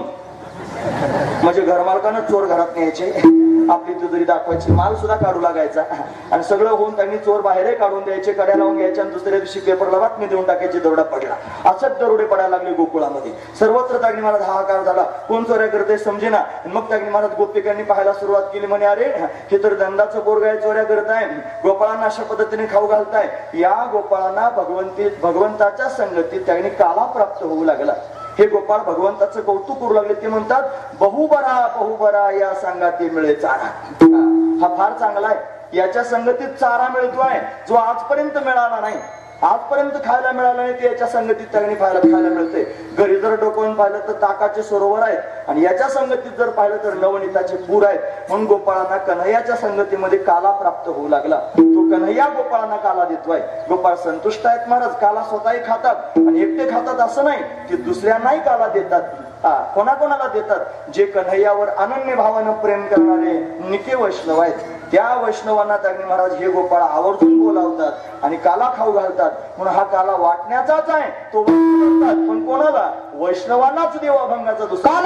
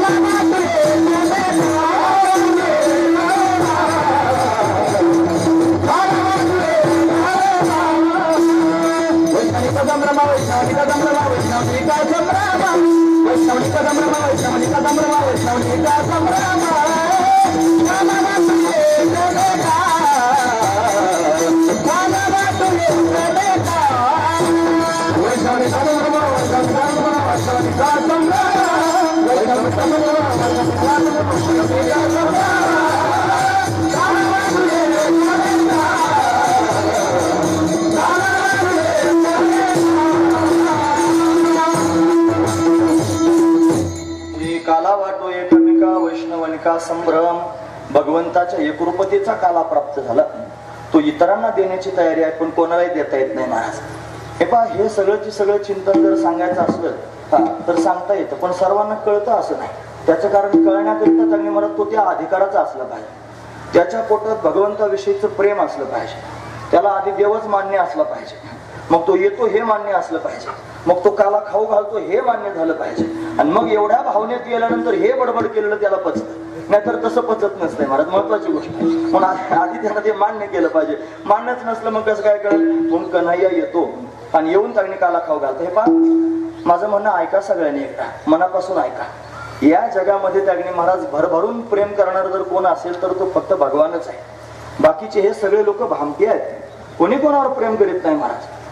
ज्याला तुम्ही आई म्हणता, ज्याला बाप म्हणता, ज्याला बायको म्हणता, ज्याला मुलं म्हणता, फार छान छान बोलतात तुमच्या बरोबर, फार छान छान. तुम्ही घरात आले की फॅनचं बटन दाबतात, थंडगार पाणी आणून देतात, चहा पाणी नाश्ता त्यांनी करतात. थोडं त्यांना जरा 2-4 नोटा कमी करून बघा, मग काय होतं. बंडल त्यांच्या हातात देताना 2-4 नोटा काढून घ्यायच्या आणि जर प्रश्न नाही विचारला तर समजायचं ठीक आहे. आणि बंडल दरबारीने देतात, त्याच्यातल्या 2-4 नोटा कमी भरल्या, मग त्यांनी बाई काय म्हणतात तेवढं फक्त लिहून ठेवायचं कागदावर, किती तारखेला काय काय झालं हे सगळं लिहून ठेवायचं. अहो हे असेच आहेत सगळे लोक. या संसारातले लोक कोणी कोणावर प्रेम करायला मोकळं नाही, हे सगळेजण स्वार्थानं भरलेले आहेत. या जगामध्ये निष्काम त्यांनी प्रेम करणारा, काहीच अपेक्षा न करता प्रेम करणारा एकच आहे, त्याचं नाव आहे परमात्मा, ज्यानं विश्व निर्माण केलं. म्हणून त्यांनी विश्व निर्माण करणारा परमात्मा आहे. आताचे त्यांनी महाराज हे तार्किक लोक म्हणतात हे नैसर्गिक आहे, हे सगळं प्राकृतिक आहे, आपोआप निर्माण झालेलं आहे. साधू संत पूर्वीच आहे. आज आपण नानांना पाहिले, आपल्या गावात नाना येत असतील की नाना म्हणजे वनकुटेकर महाराज येत होते की नाही, ते एक दृष्टांत सांगायचे. दृष्टांत ऐका नाना तिथं दृष्टांत सांगायचे. नाना ऐका बरं, काय दृष्टांत सांगायचे ते म्हणायचे.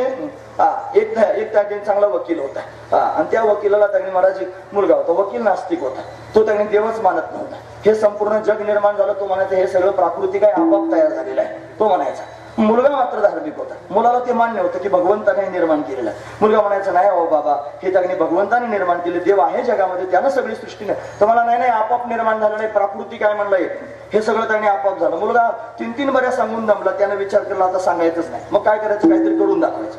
मुलांना असा एक फोटो तयार केला पांडुरंगाचा, नाही जाऊ दे आपण म्हणून मूर्ती तयार केली, अशी पांडुरंगाची मूर्ती तयार केली, आणि सुंदर मूर्ती त्यांनी हुबेहूब त्यांनी भगवंताची तयार केली आणि बापाच्या टेबलावर नेऊन ठेवली.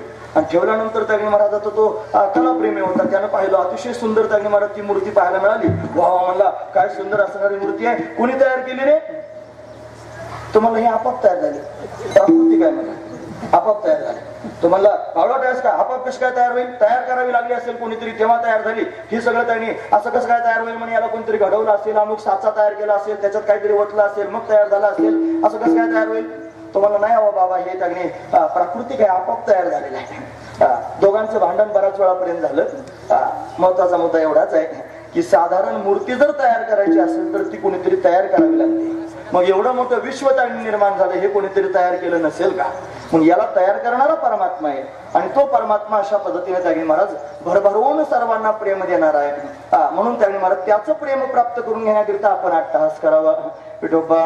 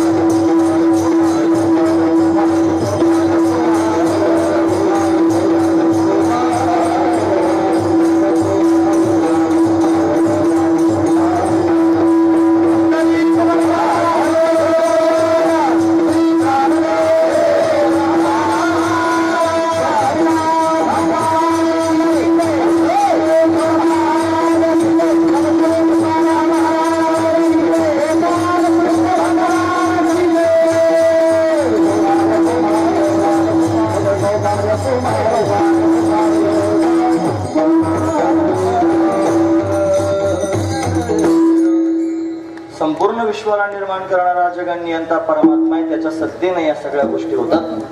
तो भगवान स्वतःच सांगतोय, मयाध्यक्षेन प्रकृती सुयतेस चराचरम, माझ्या अध्यक्षतेखाली ही प्रकृती संपूर्ण विश्वाला निर्माण करते. म्हणून त्यांनी महाराज मी ही प्रकृती यंत्रासारखी चालवतो, यंत्रारूढाडी मायया, हा तो स्वतःच म्हणतो. हे संपूर्ण त्यांनी विश्व निर्माण होत आहे, याला निर्माण करण्याचा अत्यंत कारणीभूत प्रकृती आहे, आणि त्या प्रकृतीचा सत्ताधीश मी आहे. मी तिला त्यांनी अशा पद्धतीने चालवतोय. म्हणजे तो परमात्मा विश्व निर्माण करणार आहे. म्हणून तो त्यांनी महाराज निष्काम प्रेम सर्वांवर करतोय.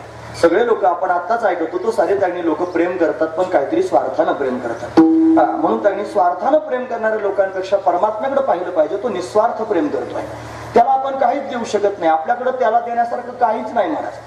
म्हणे उदकी नानू तरी स्वरूप ते तुझे, तिथे काय माझे वेचे सांगा. पाणी घालायचं म्हणलं तर पाणी त्यानं तयार केलं. म्हणे तांदूळ देवाला व्हायचे, म्हणे वाह तांदूळ त्यानं तयार केले. म्हणे सुपारी घ्यायची, मग ती अशी करायची, तांबूळ व्हायचं. म्हणे त्याला विडा द्यायचा पाण्याचा, ते पानं त्यानं तयार केले, सुपारी त्यानं तयार केली, सगळं त्यानं तयार. तुझं काय आहे महत्वाचा विचार आहे? आपल्याकडे त्याला देण्यासारखं स्वतःच काहीच नाही, म्हणून आपण त्याला काय देणार आहोत? आपल्याकडे देण्यासारखं एकच आहे, त्याचं नाव आहे प्रेम. पण आपण परमात्म्याला प्रेम देऊ शकतो. त्याच्या मोबदल्यात काय प्राप्त करून घ्यायचंय? परमात्म्याकडून प्रेमच प्राप्त करून घ्यायचंय. या जगामध्ये देण्यासारखं आणि घेण्यासारखं जर काय असेल तर फक्त प्रेमच आहे महाराज. नंतर बाकीच्या सगळ्या गोष्टी त्यांनी महाराज जगात संपून जाणाऱ्या आहेत. प्रेम अशी गोष्ट आहे जी संपत नाही. अहो प्रेम होतं म्हणून तर 5000 वर्षापूर्वीचं पेंद्या आज त्याचं नाव घेतलं जाते. वर्ध्या, वाकुड्या, सुदाम, श्रीदाम ही नावं आज आपण घेतो. 5000 वर्षापूर्वीची गोष्ट आहे. का? प्रेम केलंय कन्हैयावर म्हणून, प्रेम केलंय भगवंतावर म्हणून. जो प्रेम करतो तो त्यांनी अशा पद्धतीने चिरंतन होऊन जातो. हा त्यातला भाव आहे. म्हणून त्यांनी महाराज गोपाळांनी भगवंतावर प्रेम केलं आणि भगवंतानं त्यांना काला प्राप्त करून दिला. या गोपाळांनी भगवंताच्या संगतीत त्यांनी काला घेतला आणि इतरांना सुद्धा तो काला वाटला. पण कोणाला काला वाटला? कोणी वैष्णवनिका संभ्रमनिक्या वैष्णवाला काला वाटला. म्हणून त्यांनी महाराज देवानं रोज उठून चोऱ्या कराव्यात आणि त्या चोऱ्या त्यांनी लोण्याच्या कराव्यात. लोकांना वाटलं लोण्याच्या चोऱ्या करतोय. लोण्याची चोरी करत नव्हता. तो प्रेम प्राप्त करून घेण्याकरिता जात होता. त्याच्या घरी एवढं भरलेलं होतं महाराज, कशाला लोकांच्या घरी चोऱ्या करायला जाईल? पण का जात होता? आणि आणखी महत्वाचा मुद्दा आहे का? तुम्ही ऐकतात ना सर्वजण? महत्वाचा मुद्दा सांगतो. आपण सामान्य माणसं, संसारातली माणसं, आपण त्यांनी बिगर आमंत्रणाचं कोणाच्याच घरी जात नाही. बिगर आमंत्रणाचं कोणाच्या घरी जागरण असू द्या, कोणाचं लग्न असू द्या, कोणाची वास्तुशांती असू द्या, काही असू द्या, आमंत्रण आल्यानंतर आपण तिथे जातो. बिगर आमंत्रणाचे आपण जात नाही. लग्न कार्याला सुद्धा बिगर आमंत्रण. एखादा जात असेल बिगर आमंत्रणाचा खाण्यावारी, पण आता त्याचं मला सांगायचं नाही, पण नाही जात शक्यतो कोणी. बरोबर आहे की नाही गोष्ट? संसारातली माणसं जर बिगर आमंत्रणाचं कोणाच्या घरी जात नाहीत तर जगाचा मालक बिगर आमंत्रणाचा आपल्या घरी येईल का? त्यानं यावं असं वाटतं की नाही सगळ्यांना. मग आपण काय केलं पाहिजे? त्याला आमंत्रण दिलं पाहिजे. का नाही, या माझ्या पण घरी कधीतरी ये ना, माझ्याही घरचं लोणी कधीतरी खा ना, असं मनातली मनात आपण म्हणावं. मग तो कन्हैया आपल्यापर्यंत येईल. मी तर असा भेटत नाही महाराज. पण गोपिकांनी त्याला पाहावं, त्याचं सौंदर्य पाहून विभोर होऊन जावं. किती सुंदर आहे. आपण रोज ऐकत असता. असू द्या, सगळे ऐकणारे आहात म्हणून एक भजन म्हणतो तुमच्या समोर. म्हणू का? किती सुंदर आहे महाराज तो कन्हैया. त्यानं त्यांनी महाराज मस्तकावर मर्यागिरी, कपाळावर मर्यागिरी चंदन लावलेला आहे. मोर मुकुट धारण केलेला आहे. अतिशय सुंदर आहे महाराज. हे मस्तक पर मलयागिरी चंदन केशर तिलक लगाया, मोर मुकुट कानों में कुंडल इत्र बहुत बरसाया, महकता रहे दरबार सावरे, तेरा किसने किया श्रृंगार सावरे, तेरा किसने किया श्रृंगार सावरे, फूलों की कलियां चुन चुन कर सुंदर हार बनाया, बलहारी है उन हाथों के जिसने तुझे सजाया, सजाता रहे वो बार बार सावरे, तेरा किसने किया श्रृंगार सावरे, तेरा किसने किया श्रृंगार सावरे. कन्हैयाचा शृंगार पाहून गोप गोपिकाने विभोर व्हावं आणि त्यालाच विचारावं, किती सुंदर दिसतोस, लागे दुल्हासा दीदार सावरे, तेरा किसने किया श्रृंगार सावरे. नवरदेवासारखा दिसतोस ना. कोणी एवढा शृंगार केला सांग? त्याला सल्ला द्यायच्या महाराज गोपिका, एवढा सजू नकोस. सज मत शाम नजर लग जाएगी, बरसाने की गुजरी, बरसाने की गुजरी तेरे पे मर जाएगी, सज मत शाम नजर लग जाएगी. कन्हैया एवढा शृंगार करू नकोस, तुला नजर लागेल ना रे कोणाची. असा असणारा हा भगवान. त्याच्याकडे पाहून गोपिकांनी विभोर व्हावं आणि मनातली मनात विचार करावा, हा जर आपल्या घरी आला तर किती चांगलं होईल.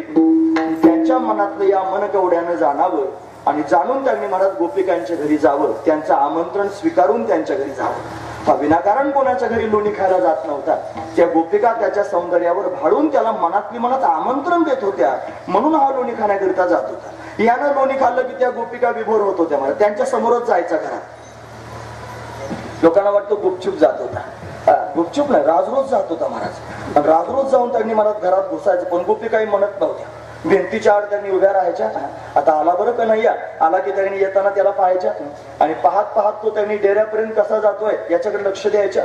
तो डेऱ्यापर्यंत जायचा, गेल्यानंतर गोपाळांना बरोबर न्यायचा, गोपाळांना एकावर एक उभं करायचा, त्याच्यावर वरती उभं करून त्यांनी स्वतःच्या हाताने डेरा फोडायचा, स्वतःही लोणी खायचा आणि गोपाळांना पण लोणी खाऊ घालायचा. गोपिकांनी त्याची ही संपूर्ण लीला बारकाईनं पाहत राहावी आणि पाहत पाहत स्वतःला विसरावं, त्याच्याकडे पाहतच राहावं, त्याचं सौंदर्य पाहून विभोर होऊन जावं आणि पाहतच राहावं. महाराज संध्याकाळी हा यायचा, रात्रीच्या वेळेला डेरे फोडून निघून जायचा आणि मग रात्र त्यांनी महाराज झाल्यानंतर गोपिकांनी त्यांनी सगळी कामं आटोपून हा अंथरुणावर अंग टाकलं की गोपिकांना तोच डोळ्यासमोर दिसायचा. दुसरं काही दिसतच नव्हतं. आता हा कन्हैया त्यांनी एवढा मनात घर करून बसला, काय करायचं, याला परत कधी पाहिन असं त्यांना वाटायचं. मग रात्र त्यांनी निघून जाण्याची वाट पाहायच्या. सूर्यनारायणाची विनंती करायची, हे सूर्यनारायणा लवकर उदयाला ये, काहीतरी निमित्त करून कन्हैयाला पाहायला जायचं.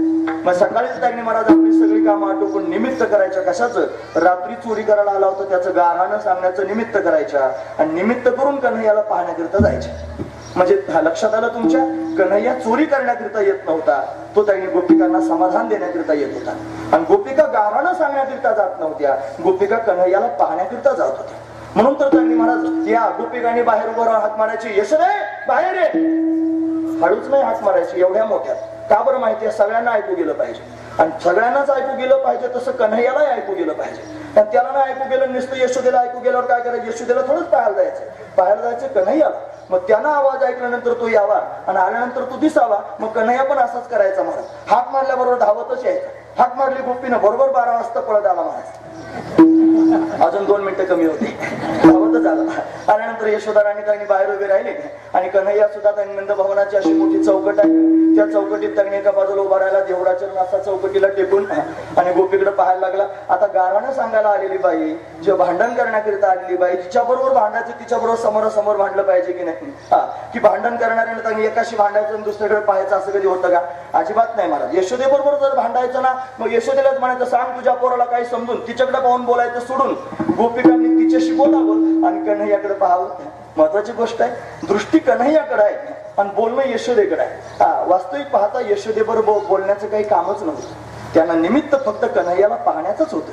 तो कन्हैया त्यांनी बाहेर आला की त्याला नखशिखांत गोपिकांनी पाहावं आणि पाहून विभोर होऊन जावं. म्हणून गोपिका गाराणे सांगायला येत होत्या. या कन्हैयानं विचार केला की या सगळ्या गोपिका त्यांनी महाराज मला मनोमन बोलावतात, मी यांच्या घरी जातो आणि या बोलावतात म्हणून जातो, लोणी मी खातो, काय माझी चूक आहे? परत माझं गारणं सांगण्याकरिता येतात. आता यांना काहीतरी अद्दल घडवली पाहिजे.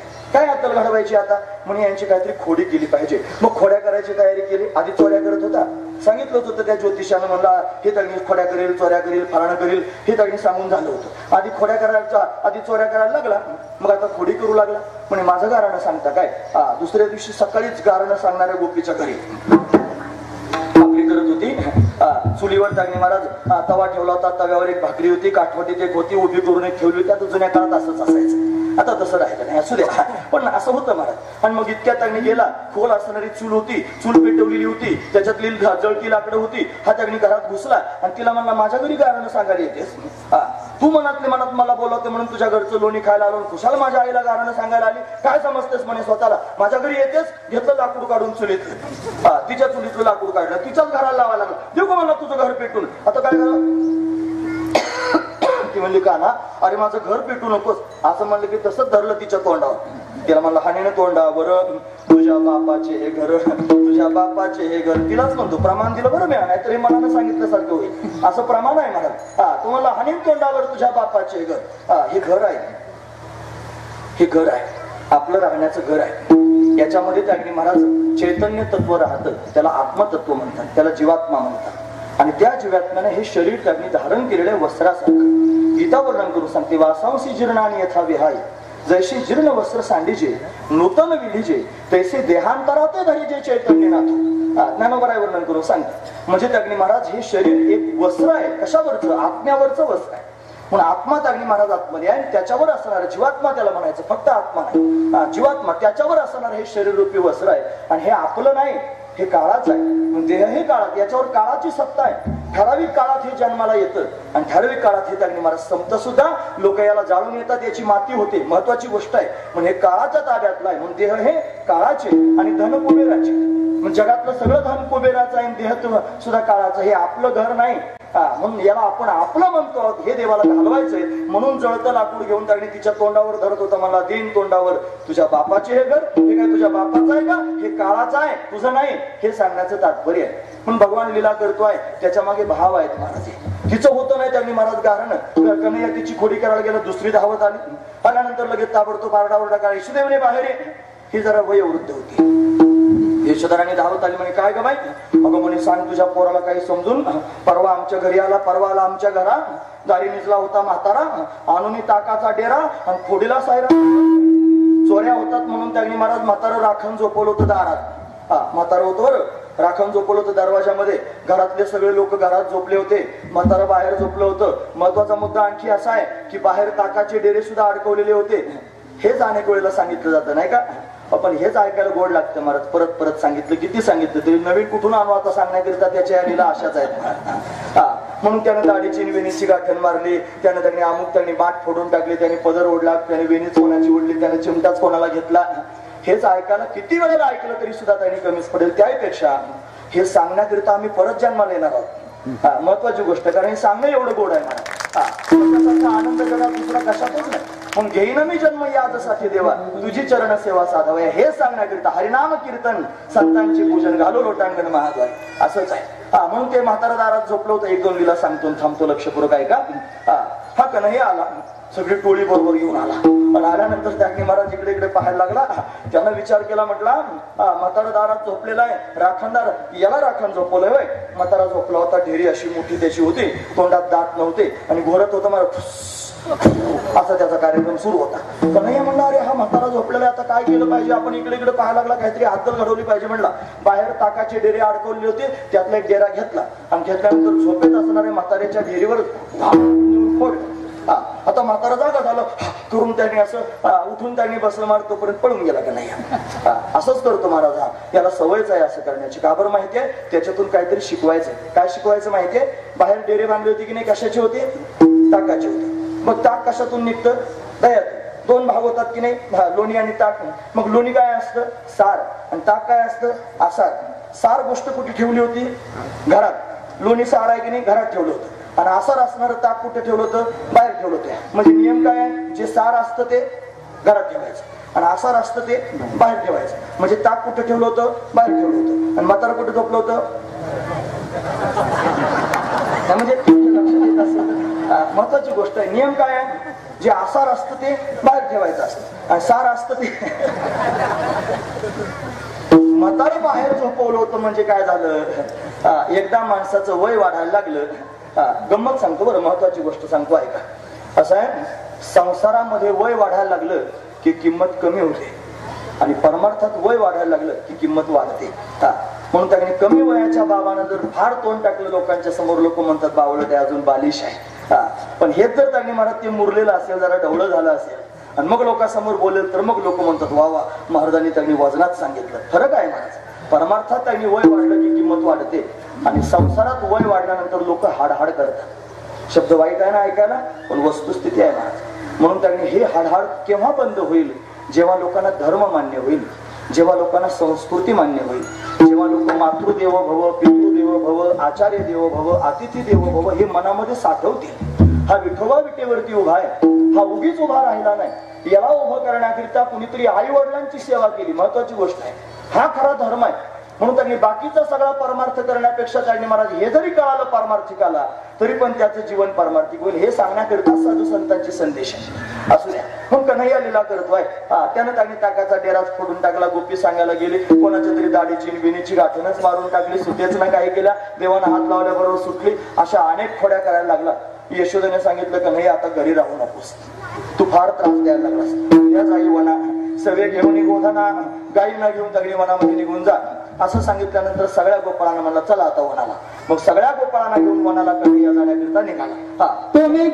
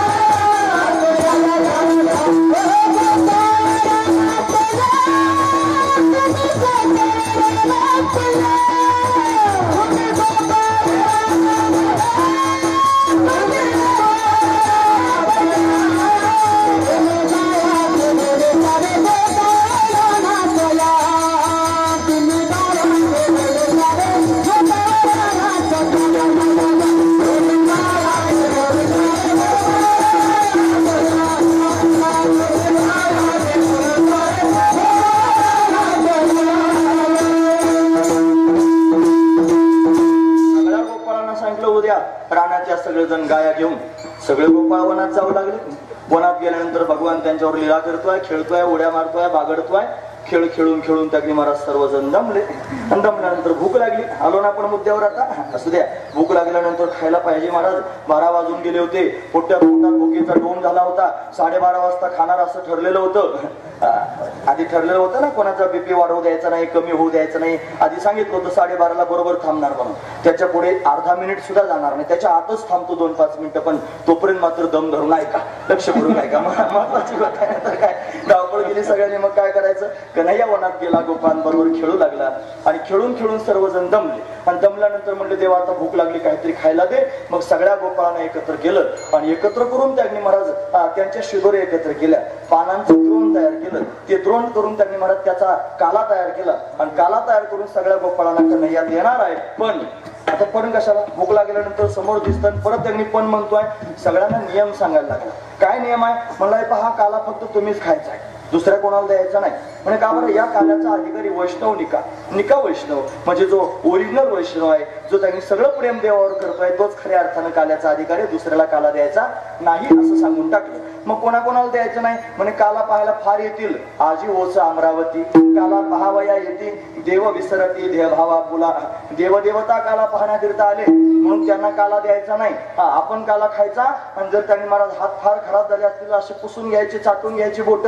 आणि तरी सुद्धा जर काही राहिलं असलं अजून प्रमाण सांगतो. हात तिरी सांगाते असा शब्द आहे बरं. हात तिरी सांगाते म्हणजे असे मागे हात पुसून टाकायचे. म्हणे का बरं, आपल्या सगळ्या शरीरामध्ये प्रत्येक अवयवामध्ये एक एक देवता मांडलेली. डोळ्यांमध्ये चंद्र सूर्य मांडले, कानात मांडली देवता, हातात मांडली देवता, पाठीत पोटात सगळीकडे देव मांडले. फक्त इथं कोणते देव मांडले नाही. म्हणून तर देवांना काला द्यायचा नाही ना. म्हणून तर त्याने महाराज हात तिरी सांगाते असं सांगून टाकलं. अजून त्यांनी महत्वाचा मुद्दा सांगितला. जेवण झाल्यानंतर, काला खाल्ल्यानंतर कोणीही हात धुण्याकरिता यमुनेच्या पात्रात जायचं नाही. म्हणजे का बरं, काल्याची मिसे देव जळे झाले मासे. देव त्यांनी महाराज मासे झालेले आहेत, त्यांना कोणत्याच अंगाने काला द्यायचा नाही. काला त्यांना मिळतो जे भगवंतावर भरभरून प्रेम करतात, जे संपूर्ण देवावर प्रेम करतात. देवता देवावर प्रेम करीत नाही. इंद्र आदी करून जे देव आहेत यांचं देवावर प्रेम नाही, त्यांचं त्यांनी महाराज त्यांच्या स्वर्गावर प्रेम आहे, म्हणून त्यांना काला द्यायचा नाही. मग इथे ब्रह्मदेव जरी आला तरी त्याला काला द्यायचा नाही. पण ब्रह्मदेव आला सुद्धा, नाना अवतारी अवतारला देव, पर या अवतारीचा नवलाव देवान कळे अभिप्राव अगम्य पहाव हरी लीला. म्हणून त्यांनी महाराज हरीची लीला अगम्य निळोपरावरून करून सांगतात. ब्रह्मदेव आला, सगळ्या गोपाळांच्या मध्ये बसला. आणि बसल्यानंतर त्यांनी महाराज गोपाळाचं रूप धारण करून आला. यानं त्यांनी महाराज खाली मान घातली, वरती हात केला आणि वरती हात करून काला मागू लागला. ब्रह्मदेव भगवंतानं सर्वांना काला द्यायला सुरुवात केली, पण याला दिला नाही महाराज काला. का बरं माहिती आहे, तो म्हणे हा ब्रह्मदेव आहे आणि हा त्यांनी महाराज खोटं रूप धारण करून आलाय गोपाळाचं, याला काला देता कामा नये असं त्यांनी महाराज बोलायला सुरुवात केली. ब्रह्मदेवाला राग आला, महाराज काला देत नाही म्हणून काला न दिल्या कारणाने त्यांनी महाराज वासर आणि गोपाळ यांना चोरून नेलं आणि ते त्यांना सत्यलोकात घेऊन गेला. इकडे भगवंतानं पाहिलं वासर नाहीत, गोपाळ त्यांनी दिसत नाहीत. काय करायचं आता, देवानं स्वतःच वासरांचं आणि गोपाळांचं रूप धारण केलं. भागवतातला हा प्रसंग आहे. आणि सर्वत्र त्यांनी स्वतःच उड्या मारू लागला, बागडू लागला. ब्रह्मदेव म्हणला कशी काय फजिती झाली, कन्हैयाची पाहायला जावं. परत पाहायला आला तर गोपाळही होते आणि वासर पण होते महाराज. मग त्याला आश्चर्य वाटलं. मग म्हणलं अरे हा तर जगाचा मालक आहे, आपण याची गोपाळ आणि वासर आणून दिले पाहिजेत. मग त्यांनी परत सत्य लोकात जायला निघाला. पण हा कन्हैया त्याच्या आधी जाऊन पोहोचला, त्याच्याच लोकात आणि त्याच्या आधी जाऊन पोहोचला. आणि पुन्हा त्याला त्यांनी महाराज आतमध्ये प्रवेश करताना कन्हैयाच्या रूपात नाही गेला, ब्रह्मदेवाच्या रूपात गेला. 4-4 मुंडके असे घेऊन त्यांनी आतमध्ये प्रवेश केला आणि वरतून त्याच्या सेवकांना सांगितले, पहा मी आता घरी आलेलो आहे, मी माझ्या जागेवर जाऊन बसतो. माझ्यासारखे नकली फिरायला लागले, कोणाला अजिबात आतमध्ये येऊ द्यायचं नाही. आणि जाऊन बसला त्याच्या जागेवर, ब्रह्मदेवाच्या कमळात जाऊन बसला. आणि बसल्यानंतर हा ओरिजिनल ब्रह्मदेव आला आणि आल्यानंतर आतमध्ये प्रवेश करायला लागला. त्याच्याच सेवकाने अडवला, आहे मला कुठे चालला म्हणे, माझं घर आहे, मी चाललो माझ्या जागेवर बसायला. म्हणे गपरा, आतमध्ये बघ जरा डोकावून. आतमध्ये डोकावून बघ म्हणलं की त्यानं पाहिलं त्याच्या कमळात कन्हैया जाऊन बसला होता. ब्रह्मदेवाला कन्हैया दिसायचा आणि बाकीच्या सेवकांना तो ब्रह्मदेव दिसायचा. फजिती झाली ब्रह्मदेवाची. त्याला कळाली त्याची चूक. का तो त्यांनी महाराज त्या गोपाळांना आणि वासरांना घेऊन पुन्हा भगवंताच्या समोर आला. देवानं कळंबाच्या झाडाखाली उभं राहून पावा वाजवायला सुरुवात केली. देहुडाच्या चमत्कार असा होता की हजारो ब्रह्मदेवांची लाईन लागली होती, बारी लागली होती दर्शन घेण्याकरिता. आणि हा त्याच्यात गेला. हंसांची पार्किंग लागली होती. ब्रह्मदेव हंसावर बसून येतो ना, पण हंस सगळे पार्किंगला लावलेले होते. हा ब्रह्मदेव त्यांनी आला होता, नमस्कार करण्याकरिता घुसत होता. सगळे लाईनीत उभे होते, याला कोणी घुसून देत नव्हतं. हो म्हणे बाजूला, त्याला सगळेजण बाजूला करत होते. बळच घुसला आणि घुसून भगवंताच्या समोर साष्टांग प्रणिपात केला. आणि काय म्हटलं माहिती आहे? त्याला म्हणतोय देवा अरे मी चुकलो. का बरं? मला आजपर्यंत वाटत होतं की तू माझ्या सृष्टीतला एक जीवजंतू आहेस. मला आतापर्यंत असं वाटत होतं की तू माझ्या सृष्टीतला आहे, पण मला आज कळालं की तू माझ्या सृष्टीतला नसून मीच तुझ्या सृष्टीतला आहे. महत्वाची गोष्ट आहे मला. म्हणून ब्रह्मदेवासारखे भगवंताच्या सृष्टीतले हा भगवंताचा महिमा आहे. म्हणून त्या ब्रह्मदेवानं गोपाळांचा महिमा गायला. ते म्हणतात अहो भाग्यम अहो भाग्यम नंद गोपव्रज एक साम यन्मित्रम परमानंदम पूर्ण ब्रह्म सनातनम. म्हणून गोपाळ भाग्यवान आहे की परमानंद असणारा परमात्मा, ब्रह्म रूप असणारा परमात्मा यांच्या बरोबर खेळतोय, उड्या मारतोय. असे गोपाळ श्रेष्ठ आहेत महाराज. म्हणून तर त्याने महाराज काला द्यायचा, पण ब्रह्मादिकांना सुद्धा द्यायचा नाही. मग त्यांना काय करायचं?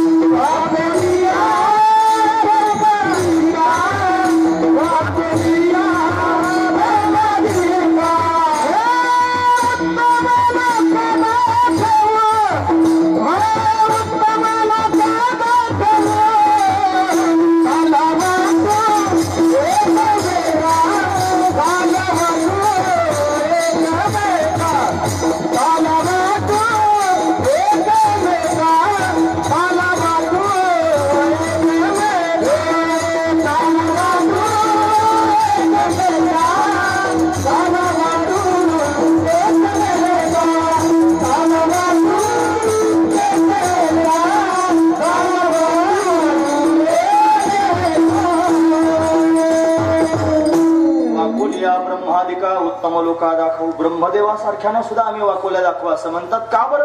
त्याचं कारण या भूमंडळावरती या काल्याचे अधिकारी आम्हीच आहोत. आम्ही बलवान आहोत आणि सामान्य बलवान नाहीत, गाढे बलवान आहोत. अभंगाचं शेवटचं चरण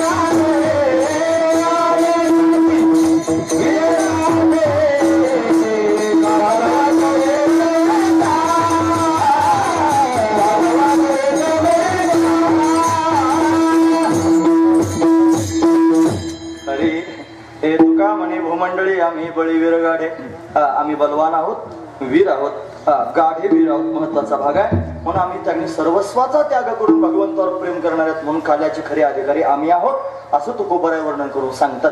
भगवंतानं सगळ्या गोपाळांना अवतीभोवती बसवलं, छोट्या छोट्यांना जवळ घेतलं, मोठ्या मोठ्यांना दूर बसवलं आणि स्वतःच्या हातानं कालात आणि खाऊ घालतोय. भागवतकार त्याचं वर्णन करून सांगतात.